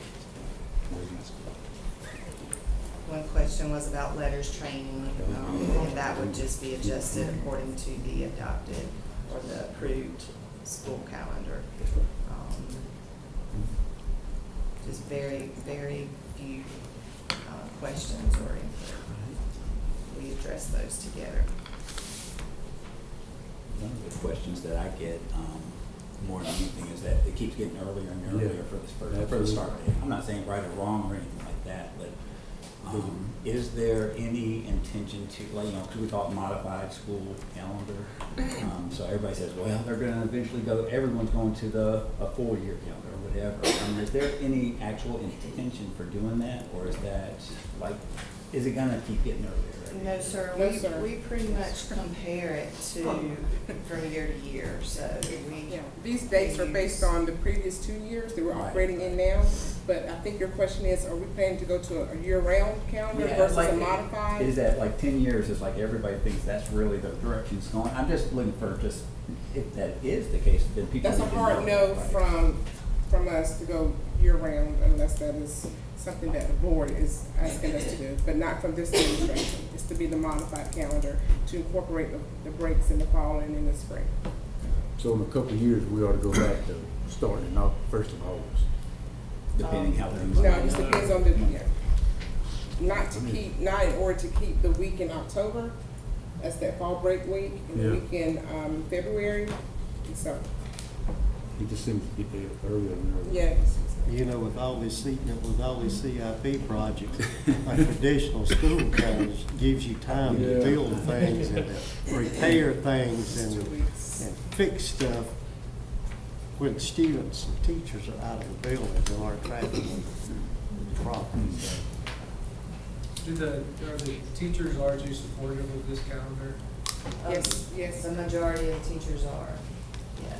That's I know the that we- feedback that I know that, a couple of years ago, we did a parent survey regarding the calendar, and my recollection of that was it was largely positive as well, I, correct? yeah, that's correct. Yes, sir. What was the main reason for us? I know there was a reason, but what was our main reason for going to the, changing from the traditional calendar to the modified calendar? To give breaks to the faculty and the students. There were some months where there was not a day off, so this was a break that the students and the teachers, we felt needed academically for the students and then mental health wise for our employees. And the responses that we received back from employees and parents were in favor of the modified calendar. And it also gives a clean break of semesters Right. before the winter holiday. Starts it all. That's right. The feedback I've gotten from our folks, at least the ones that speak to me, is people are pleasantly surprised, even if they were kind of hesitant. Does the modified calendar reduce the amount of learning loss that used to occur with the traditional calendar?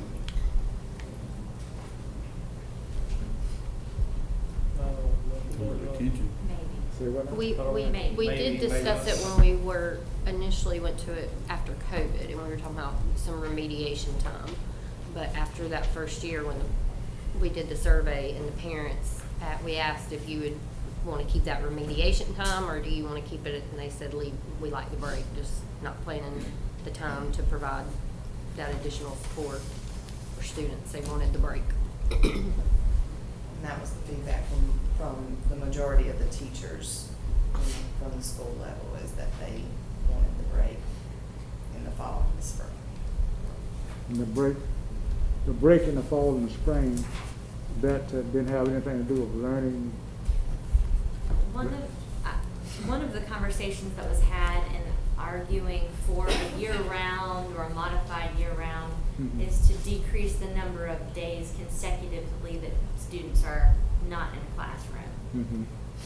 However, I don't know that we can make a strong case that taking 2 weeks off of summer break and moving them to October and February has drastically just decreased learning loss. I don't know that we could pull data to support that. But what we did try to do that first year was provide content for the students that needed that extra growth. But we only did that 1 year because it was not, parents were not wanting to send their children. They wanted them to have a break that week. Right. Another thing is too, our calendar approximates our neighbors to some degree. Greenwood, McCormick, Anderson. They're close. Yes, sir. Yeah, right. Anderson has a problem, their fall break, they start the 1st of August or something like that, some of them around there. I think they just got their fall break out. Well, counsel, I've got to say something. Go right ahead. Because answering Mr. Tisdale's question, one of the primary reasons to start the modified calendar was for intercession. I was fixing to ask that. And let me just, for the record, Intercession started, and then intercession ended. And we as a board were never told it ended. It just ended, until we just happened to find out about it. People still call it intercession, but it ain't intercession. It's just a break. So we got that fixed, at least in terms of the script. The only thing I will say, for a high school student, there's no break. And if you got a kid in high school and some in elementary, there's still no break. Now, if all your kids in elementary, I think those parents really love it. The high school parents I talk to don't like it, including me, but, I don't see what it does for the high school students. And I don't see what intermediate breaks do for student learning. And I think Ms. Crocker just pointed out, there's no data that points to how these intermediate breaks have, I'm going to speak specifically of fall break and spring break, have impacted, I guess, negatively or positively student learning. I did have a teacher tell me one time, she said the worst time that we have in the classroom, this was a teacher, one teacher told me this, is when kids come back, even from weekends sometimes. When they come back from breaks, we have a hard time kind of reining them back in, so to speak. So I don't know, I haven't talked to any teachers to get an update on that situation, but I can see how that was the case in elementary. The other thing is, it used to be an excitement, I think, for getting out in the summer. It seems like school is, in the definition of year-round, really per the state laws, anything that starts before the third Monday. So you just have to call it a modified calendar, which is what, that's what this will need to say. Yeah, it needs, the word modified needs to be added. Just to point that out, but, I don't know, I think everybody's got different opinions. The majority evidently I will likes say it, though, so. even though the intercessions, there's, the data for the intercessions and student learning is not as prevalent as the data to show that the less amount of time in the summer that they're out of school, there is a thing such as summer slide, which was originally the whole point of year-round school in general, not just for Abbeville County, but that's where that concept has come from. And so students are not out for such a long time in the summer, and they get to come back earlier to be able to go back to that instruction. We have, although not officially reported, but we have seen an improvement of that lack of the summer slide in our MAP scores from the spring to the fall for our students since we've gone to the modified calendar. But there is data for the summer part, maybe not the intercession part, but for the lack of time of missing school in the summer, there is plenty of Wasn't data. there a study done that after every break it takes, I think, 7 days to get the students back in gear? It's like that little slump, like the break causes them, well, the teachers' classrooms or whatever, you can't get them back stirred up, it takes a few days. Not in like, Abbeville. Oh, not in Abbeville, okay, I got you. Our students are better. That than works you. in less. Have you discussed putting the or offering intercessions? No, because it costs money. So you have to pay teachers their time. If it's a week to be off, you have to pay. So that money was initially paid, their salaries, through ESSER. So when ESSER funds went away the next year, a few years ago, it was decided that we could no longer fund intercession times as well, but people still like the dates of the calendar. They didn't really have interest in it either, They did did they? not. They did Like not. from parents Parents did and not have teachers. interest, and then Parents it- did not have Nobody it. signed up Fine. with They it. didn't. And I think just to back to Ashley's point, and you and Ms. Crocker, correct me if I'm wrong, but while there is not a prevalence of data on improving scholastic achievement in the modified school calendar, there is an abundance of data on year-round school improving scholastic performance. I mean, so like that data, it's relatively clear. So, I don't think anybody wants to go to a full-year calendar to improve scholastic performance, but maybe there can be some correlation drawn to shortening that over the summer to improve scholastic performance. Am I misspeaking by any? And I think that's exactly where the modified Yeah. came from, because instead of for a year round, we would have started school about 2 weeks earlier in July. And so it's kind of a meet in the middle. And most of that, there's a bunch of studies that were done in the early 2000s and early 20-teens that drove a lot of the school districts to modify their counselors. That's what that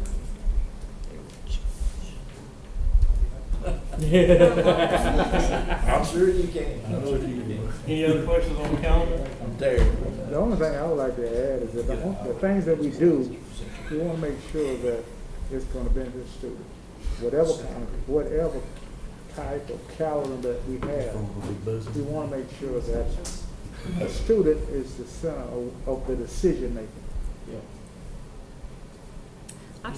I've seen some other school districts, not necessarily around us, that do camps with businesses or different things. Like we have a stables that are right at Dixie. We have robotics, and we have the Artist Guild, and if we could coordinate where they could offer, even if it's just a couple-day camps, it wouldn't be a cost to the district. It would be a cost to the parent. But I think these businesses don't know that that would be an option.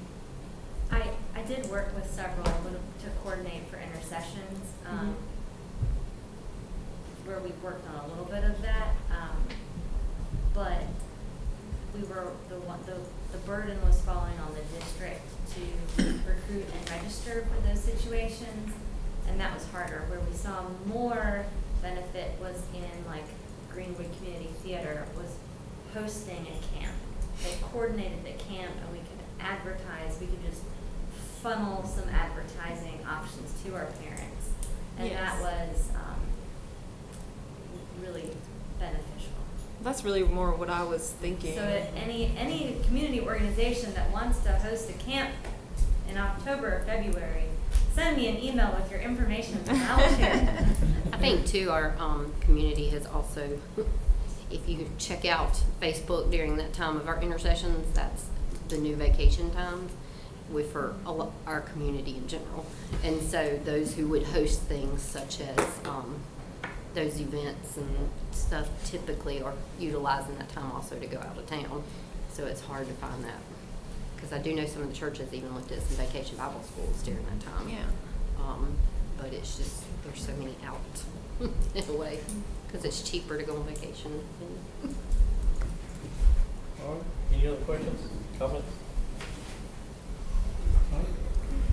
Can we do that at the end? Yes, I'm just mentioning Yeah. the graphic that board members have in front of them is from the School Boards Association, and you all will be photographed right after the meeting, so we have to send that photograph in to the School Boards Association. Thank you. I wish I'd have had warning on that. I would at least warn the next You time. know. It's on the You agenda. normally have a time. You don't have to worry about it. Well, I was already running late. All right, moving on to student services update, Ms. Bell. Good evening to all. You have out there in your packets policy GCLE, unencumbered time. That's the first reading, and also a new policy, policy DEA, live streaming school board meetings. That is also a part of the packet. Are there any questions? Just basically with the unencumbered time, the additions was school nurses, adding school nurses to each, having that unencumbered 30 minutes unencumbered time. I will let you know that this did not come from the association, this came from the Department of Education. This is their new policy. This model policy. They told the association to come up with a model policy, because they were going to make it mandatory. Yep, said that Sunday. The teachers already have unencumbered time. Yes, yes, sir. At all schools. They get a planning period or something. So those plans were I given didn't to do the Dr. last Bruton of the unencumbered time. Those plans were given to Dr. Bruton as to how the teachers do their unencumbered time. Now, again, nurses have been added to that equation. Yeah. Okay. So the teachers, they already get, what do you call it? They used to call it a planning period or something, where they. Yes, during their planning, that's what it's still called, but we make sure we don't interrupt it by having them do other things. So they still get that dedicated planning time. And this is for elementary. High schools have a different time window for their planning because of the You know, block teachers schedule. aren't interrupted, Jim. That's what somebody asked me, is the conference said, how are we supposed to tell a nurse not to go help a child that just fell off the swing at the playground during her unencumbered time? And I'm like, you're not, because that's it. You're not gonna tell her anything, she's already gonna be out the door, so. It kind of says, Yeah. you know, for circumstances, emergency, yeah, so that unencumbered time is. And, the new policy of live streaming, board meetings, that's a brand new model policy, BEA. Are there any questions? That's a brand new policy. We already doing Yeah, that, we right? talk, Yes, yeah. sir. But now we just have criteria. Yeah, they just reworded some stuff. Do we currently, excuse me, meet this criteria? Yeah. Yes. I mean, it looks like we do that. Yes, we Making do. sure. We did a comparison side by side to make sure we got everything that we were, yes, They went over all this stuff Sunday yeah, at the conference. at the conference. All that's what you do. They went over every bit of this. So we hitting it again. Okay, and lastly, I gave everybody an update on federal programs. Just that overview, I just wanted you all to see how impactful the Title funds, Title I, Title IV, Title II also, but Title II has not been allocated to the school districts as of yet as it relates to salaries and benefits, the percentages that are used for salaries and benefits. And with Title I and II, and IV, that covers 24 permanent teachers or permanent instructional positions, whether it's 0.5 or 1.0, but it covers that. So that's how impactful the title funds are to the district and how it helps alleviate stress off of out of our general budget.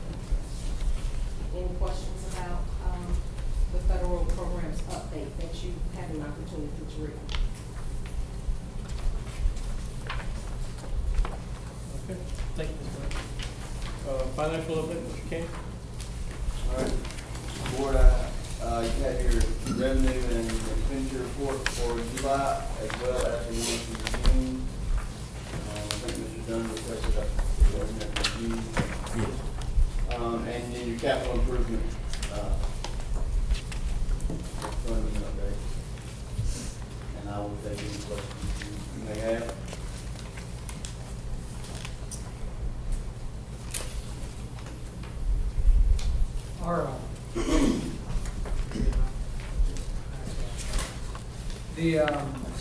Our, our year ended June 30th, correct? And so we finished with a negative $1,277,373 balance. Yes, and this number is still not final, and probably won't be for a month or two. Maybe. We just wrapped up planning federal funding for quarter 4. And, you know, in the event that we overspend in federal funding, sometimes that happens. We have to move that to general funds. There's also, there's other factors. Medicaid, same thing. We budget so much in Medicaid, but we tend not to. And I wasn't here last year, but how does that match with our budgeted? Talking about for June, we're negative. For the year, for you? Yeah. Well, so you see this negative, all right, so the budget is negative $712,000 on the USA. If you go on to page 2 or 3. 2 yes. Sorry. You have, it says under the budgeted column, Yep. 712 is what y'all passed to use from the fund balance to make the difference. So we're at negative 1.277, right? But you also have to take into account that over here, we have $2.1 million sitting in our construction money. That's how we're bringing our, we've already used $3 million from our fund balance to construct. So that number's kind of, So there's still $3.1 million that we voted to move from our general fund over to construction, but we haven't realized that money yet. Is that correct? Is that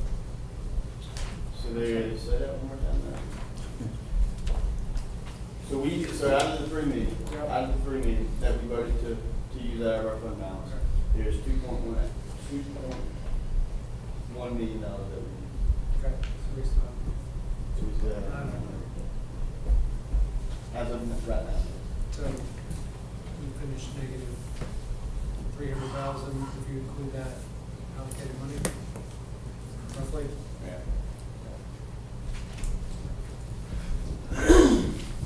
On the capital projects, was the sign not covered under insurance? What they do to the storm? Yes, that's correct. It was covered under insurance. Insurance gave us $7,500 for it. Then adult ed is paying some, and then the remaining amount is pulled under the $10,000 threshold amount from the CIP, which is 7 or 8. Just check, just wanted to check.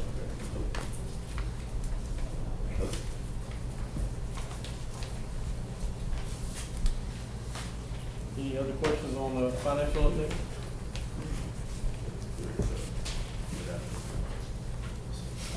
Not on the financial, but did she say adult ed something? What's helping You pay have for the us sign? to redo the sign that was damaged by Hurricane Helene.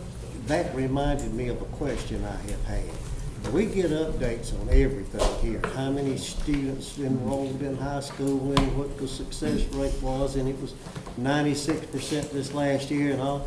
I never hear anything about adult ed. We'll be happy to get with Ms. Sears and provide you an update.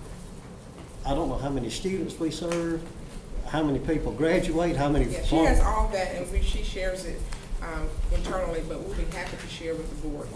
I just never had heard anything, and it occurred to me, we've got an adult ed department, we don't hear anything It's kind about of it. fluid So throughout the year, but at the end of the year, she produces a report that she has to turn into the State Department.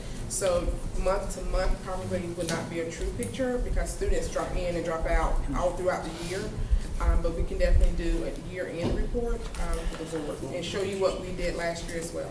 So, do we pay for the whole thing, or is it Yes, sir. funded through something else? Our general fund doesn't touch adult ed. That comes straight from the State Department, a separate fund. Okay, so that's not, okay, gotcha. Anything else? All right, curriculum administration. In your packets, I gave an update that has 2 school spotlights. Before that, I wanted to update you on some of our statewide and our district data. The release date I had when I submitted the packet, I typed the wrong date or a wrong caveat here. Today was the district internal release of the state data. The public release is September 2nd. So that's my correction on that first line item. I didn't catch until after I had sent the packet in.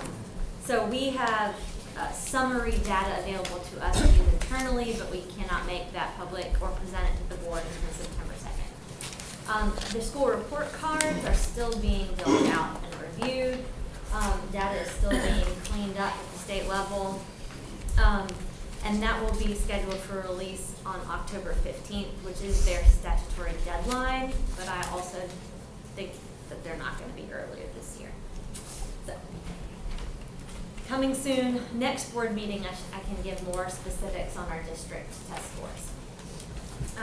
The schools to spotlight this month, one is Westwood Elementary. So they have a new principal, Mr. Brandon Winchester. And under his leadership, one of the initiatives that they're spotlighting, I didn't put it in slides today, so you've just got your pictures on here in the packet, I apologize. They're doing an initiative called KIND, which is PBIS, or Positive Behavioral Interventions and Supports. But that's the initiative to improve school culture and climate and focus on kindness, which stands for, or the KIND program stands for integrity, nobleness, and diligence. And they have signs up around the school to remind students of expectations in each area of the school that they're in for behavior and how they treat each other.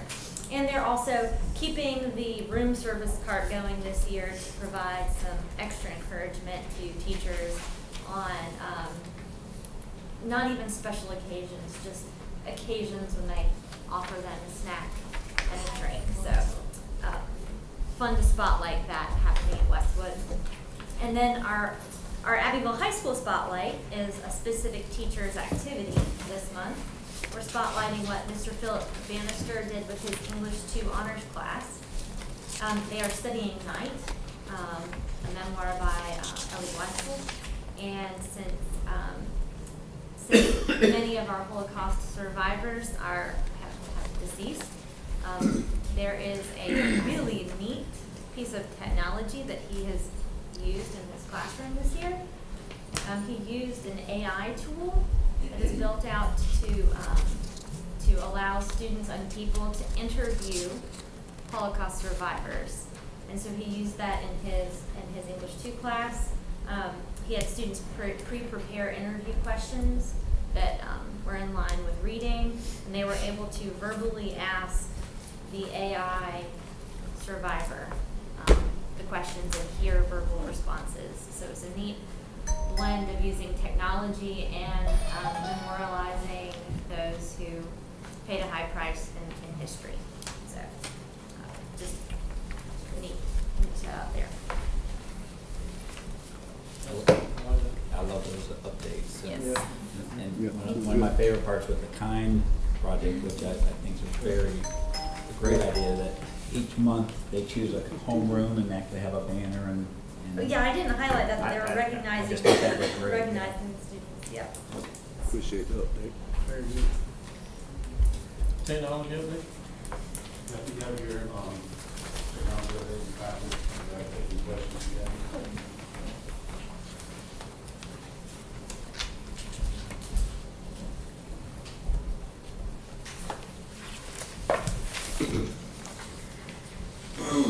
Any questions on the technology update? Well, we don't collect much, do we? Unfortunately, it's not something that we,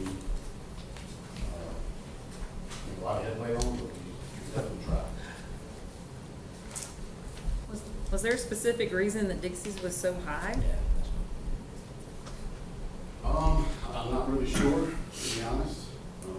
It's something that we noticed. I hope it's much higher than it's been in the past. Was it the pencils in the USB port thing? That's Did you see that? one thing, but I don't think that was like the biggest, way that we raise something like that. It's pretty high. Any other questions? Why don't you take care of the one everybody had? That was my question. This is, how much do we pay for one of our Chromebooks? Our cost, around $220 to $250.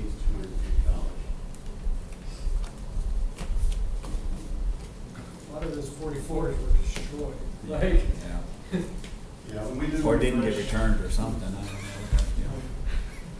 We do refresh, at least once a year. There's sometimes, depending on breakage and, life of some of the devices, we might have to order a little bit more, than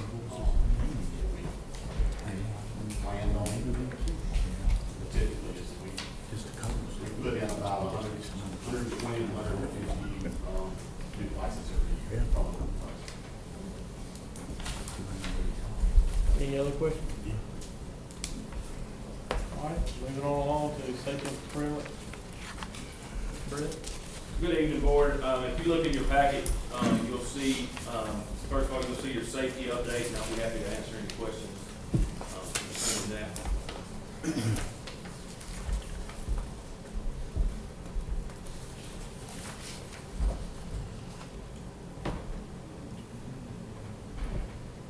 Okay, then, on the procurement side, I did submit, 2 RFPs this past week for the 3 elementary schools, Diamond Hill, Cherokee Trail, and Long Cane. Their breezeway area with the roof where it's flat and historically had leaking problems that needs to be addressed. So RFP out for that, and then there's RFP been submitted for Advil High School's athletic field to cover pulling up the existing natural turf, residing irrigation. Just a question on the roofs. I've heard it mentioned that like we need new roofs on those schools. Is that? That's not the only area they're leaking. That's the most prominent area that they're leaking right now. So when we had the really heavy rains, there were several in all those schools in different spots. Mr. Ramey and Ms. Riddle and Ms. Newton have sent me an email with those as well. So I mean, on our, and this kind of gets back to our LS3P, but, you know, on those schools, I feel like at some point maybe the narrative shifted from roof replacement to roof leak solution. And I just want to clarify, like, are we just solutioning or are we replacing?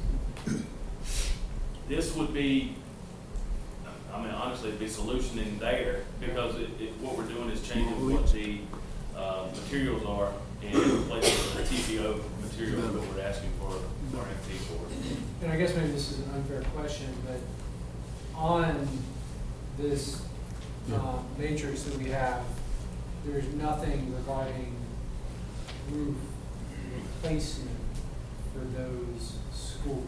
The only roof replacement I think I see on here is for Edinburgh County. Career Center, John C. Calhoun. John C. Calhoun. So was that, I guess, my question in general is like, do we need a new roof, or can we patch up what we have, or do we need a new roof? Because I think my understanding was that we were 30 years out from the original roof that was there, and it was only anticipated to last 30 years, and that, or somewhere in She those. said the anticipation, the planning period, 50 years for that roof. That don't mean these are gonna last 50 years. So I guess what, I'm Yeah, just, it was 95, I think 95 was when the construction was finished, is that correct? Yeah. On those roofs. And so, yeah, we'll be looking at 30 years now. And Ms. Kite actually walked the schools with Mr. Reed. So, she visibly saw us. I'm not sure why. It's, maybe she didn't feel the need to put that on the matrix. yeah, but I mean, you understand my question. Like, I think at least from this draft that we have from LS3P, it appears that we're just working on roof leak solutions. And so I feel like the narrative has changed just a little bit around what's required for those roofs. And I just want to make sure that we're not, again, just putting a patch on something that needs to be replaced. So, and maybe. Or wasting money on something that we're gonna replace. Right. So, I mean, I asked her to ask Ms. Kite to see if that was the reason why, so we don't know. because I mean, again, not that the roof doesn't need to be repaired now, but if like we're gonna replace it this year, like, Yeah, if you're gonna replace it in 2 years, I think. Yeah. There's no need Oh, I agree. to spend a whole ton of money. Money, might as well go ahead and fix it. Is that what you're saying? yeah, like, and also again, like. And talking with Mr. Reed, that's I think there are 3 breezeways areas per school, and those are the flat roof parts that are Yeah. leaking. The rest of them are Good. angled in metal. Not to say that they don't have leaks or holes where the screw holes are or what, but, And and it might be just semantics or me misunderstanding. I just feel like we had talked about roof replacement on those 3 sister schools. And I feel like I said, there's just this different wording now. And now with this, it's just. Maybe we can get clarification, because maybe the roof replacement in her estimation, and it comes after 2037. Correct. That's whenever. Yeah, that's what I'm asking. We just need a clarification. I'll ask that question and get Thank information. you. Thank you, Mr. Ray. All right, moving on to discussion action items. First one is policy GCLE, unencumbered time, first reading.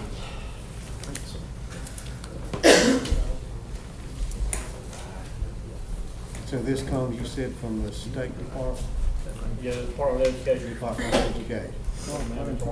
So if it's mandatory, we just, it doesn't matter how much we discuss it, it's going to be forced on us anyway, right? Yes. So we need this. And, we were told that if we don't do it, they'll take state funding. They will hold this, right? Well, I'll just So make we a need to motion apply. that we accept this. All right. We gotta have a motion on all discussion action items. Okay, I move that we, You got one. Got a motion, I need a second. I second. I'll second. We Okay, got a go ahead. motion and a second. Any other discussion on, policy GCLE? Mr. Bryce? You can get Mr. Ted if you want to. No discussion, all those in favor of approving policy GCLE, please raise your hand. All right. Next one is first reading of our 26, 27, and 27, 28 calendar. I'll make a comment that we decided 2 years ago to do 2 years at a time, so everybody would have a better plan ahead of time, so That's why there's two calendars. Yes, sir. I'd like to make a motion to approve the first reading of the calendars. I'll second that one this time. We have a motion and a second to approve. Mr. Bud didn't second that. You didn't even know where we're at on the agenda. Wow. We have a motion and a second on first reading of our 26, 27, and 27, 28 school calendar. Any more discussion? Seeing none, all those in favor, please raise your hand. Any opposed? It's symbolic. I voted in favor last year. Yeah. I will say this, I know, Pat, I'm glad we're doing 2 years worth versus Yes. what we planned to. All right, one more. Need a motion to approve policy BEA, live streaming school board meetings, first reading. I move that we approve first reading of policy BEA, live streaming school board meetings. I'll second. Have a motion and a second. Any discussion? Seeing none, all those in favor, please raise your hand. Motion passes. All right, before I ask for y'all's request of information, I have some for you as well. It is that time of year again. We need a delegate for the delegate assembly in December. I cannot be the delegate or the alternate because I'm already in charge of that meeting, so, sorry. Would anybody like to volunteer, or would we kind of like to vote somebody in to be our delegate and alternate? No, and I don't want to be Shanghai either. So. It's not hard.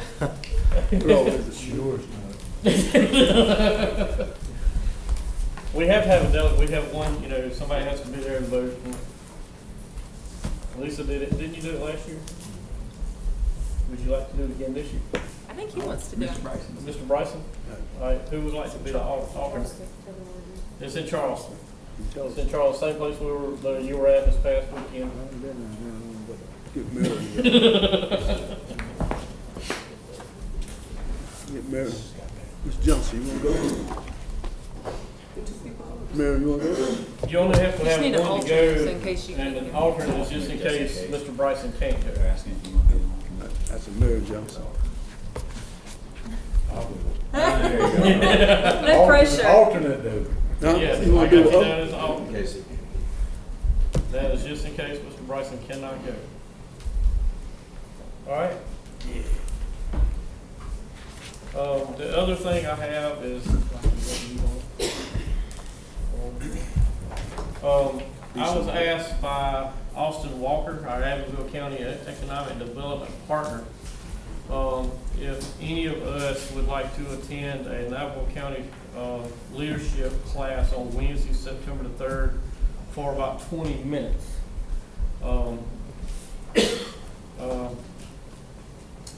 It's basically gonna be like a little round table talk where you're kind of representing Abbeville County School Board. You're not speaking for Abbeville County School Board. It'll just be some questions. I thought I could come, and I think Mr. Angel said he could come. If anybody else would like to go, I'll even let him know. He is wanting to do it around lunchtime in Due West, if possible. So that will be on September the 3rd for about 20 minutes. If anybody else would like to join us, I would be there.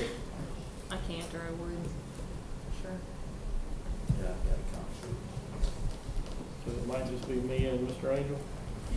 I do a shuttle for school, so Okay. every day. I will let him know tomorrow. Also is a female. Her, I'm sorry. Also the female? She's a Yes. I have not met her yet, but I didn't say thank you, sir, in the email. That would have been embarrassing. I should have known that because my wife works for the county, but I did not. My bad. One other thing, for those that did not go to the conference this weekend, the law conference, we had a very good conference. There was a lot of things talked about, some controversial things with vouchers and stuff. Of course, you know how a lot of people feel about private schools and stuff and vouchers. But the one thing that we all, I think everybody that went was there for Senator Representative Guffey, talked about the sextortion law that went into effect. Mayor's got his bracelet on. And so, Gavin's law, matter of fact, he didn't even want it named after his son that committed suicide, but that is something, and I talked to him an extent over the weekend. I got lucky to be able to do that, but folks, that's something we need to get out to our students, that they need to come and talk to someone. If they don't feel comfortable talking to a parent, come talk to someone to try to stop that. The emblem on the bracelet is the less than with a number 3. And he said he didn't know it, but that was the last image that his son sent to his friends because it looked like a heart.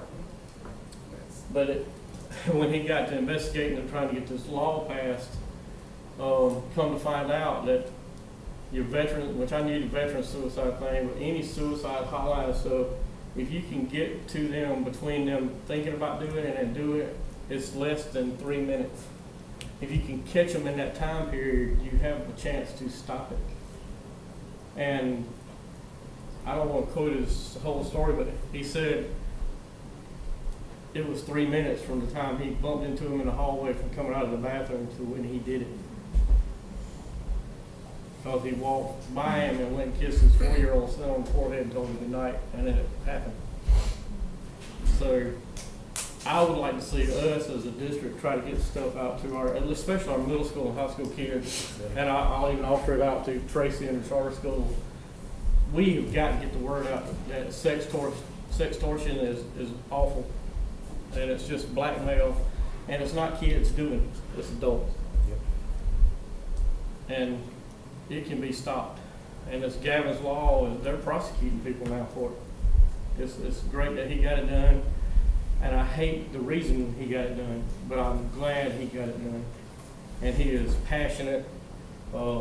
He's not driving the original Volkswagen van around, but they redid another one. They got they sticker bomb it, is what they call it. And it is a talking billboard. I mean, he says he gets stopped everywhere he goes with it. And I would love for us as a district to try to push some, even if we push it out to parents and grandparents or guardian, whoever, to let them know to watch for these signs. And he's got a whole program that he can do. And we might be able to even get him to come and do something. But I know students that went through it. Y'all probably do too.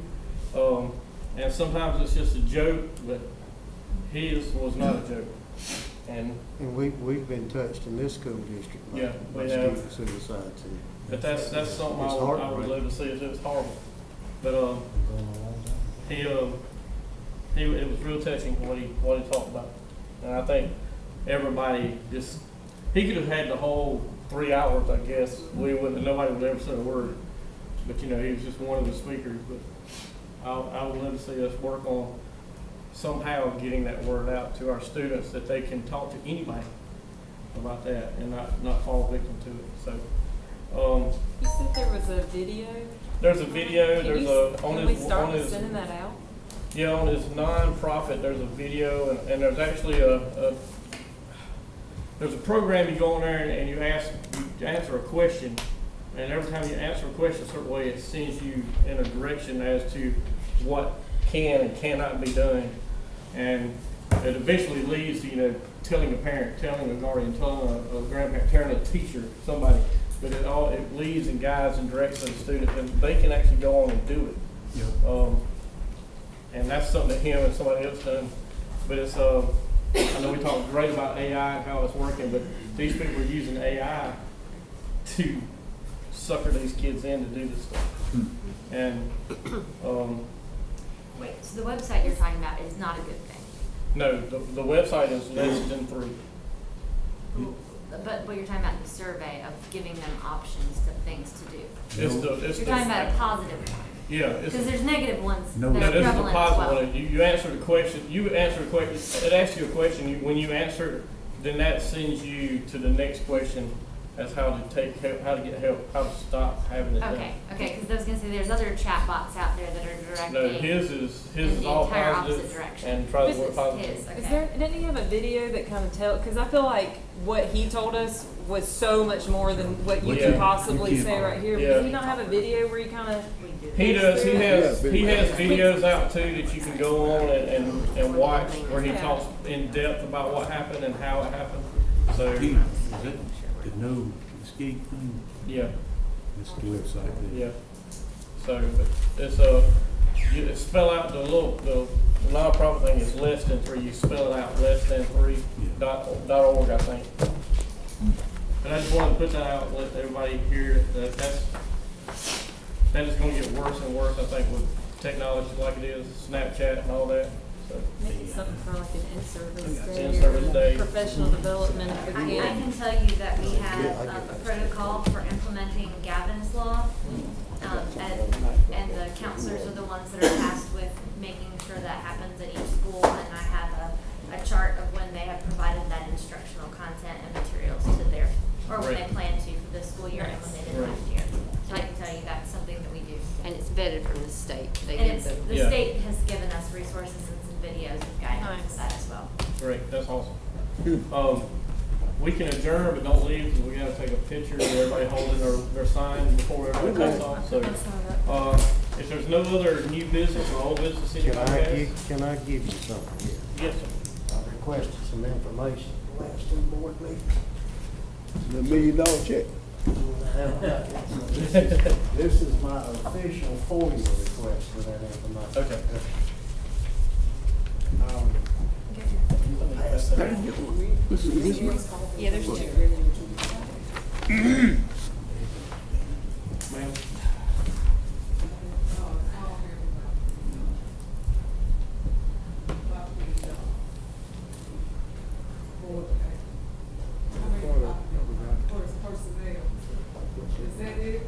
We'll discuss that later. All right. Motion to adjourn, Mr. Chairman. Second motion. Got a motion and a second. All those in favor, stand up, and let's stand up front and we'll take a picture.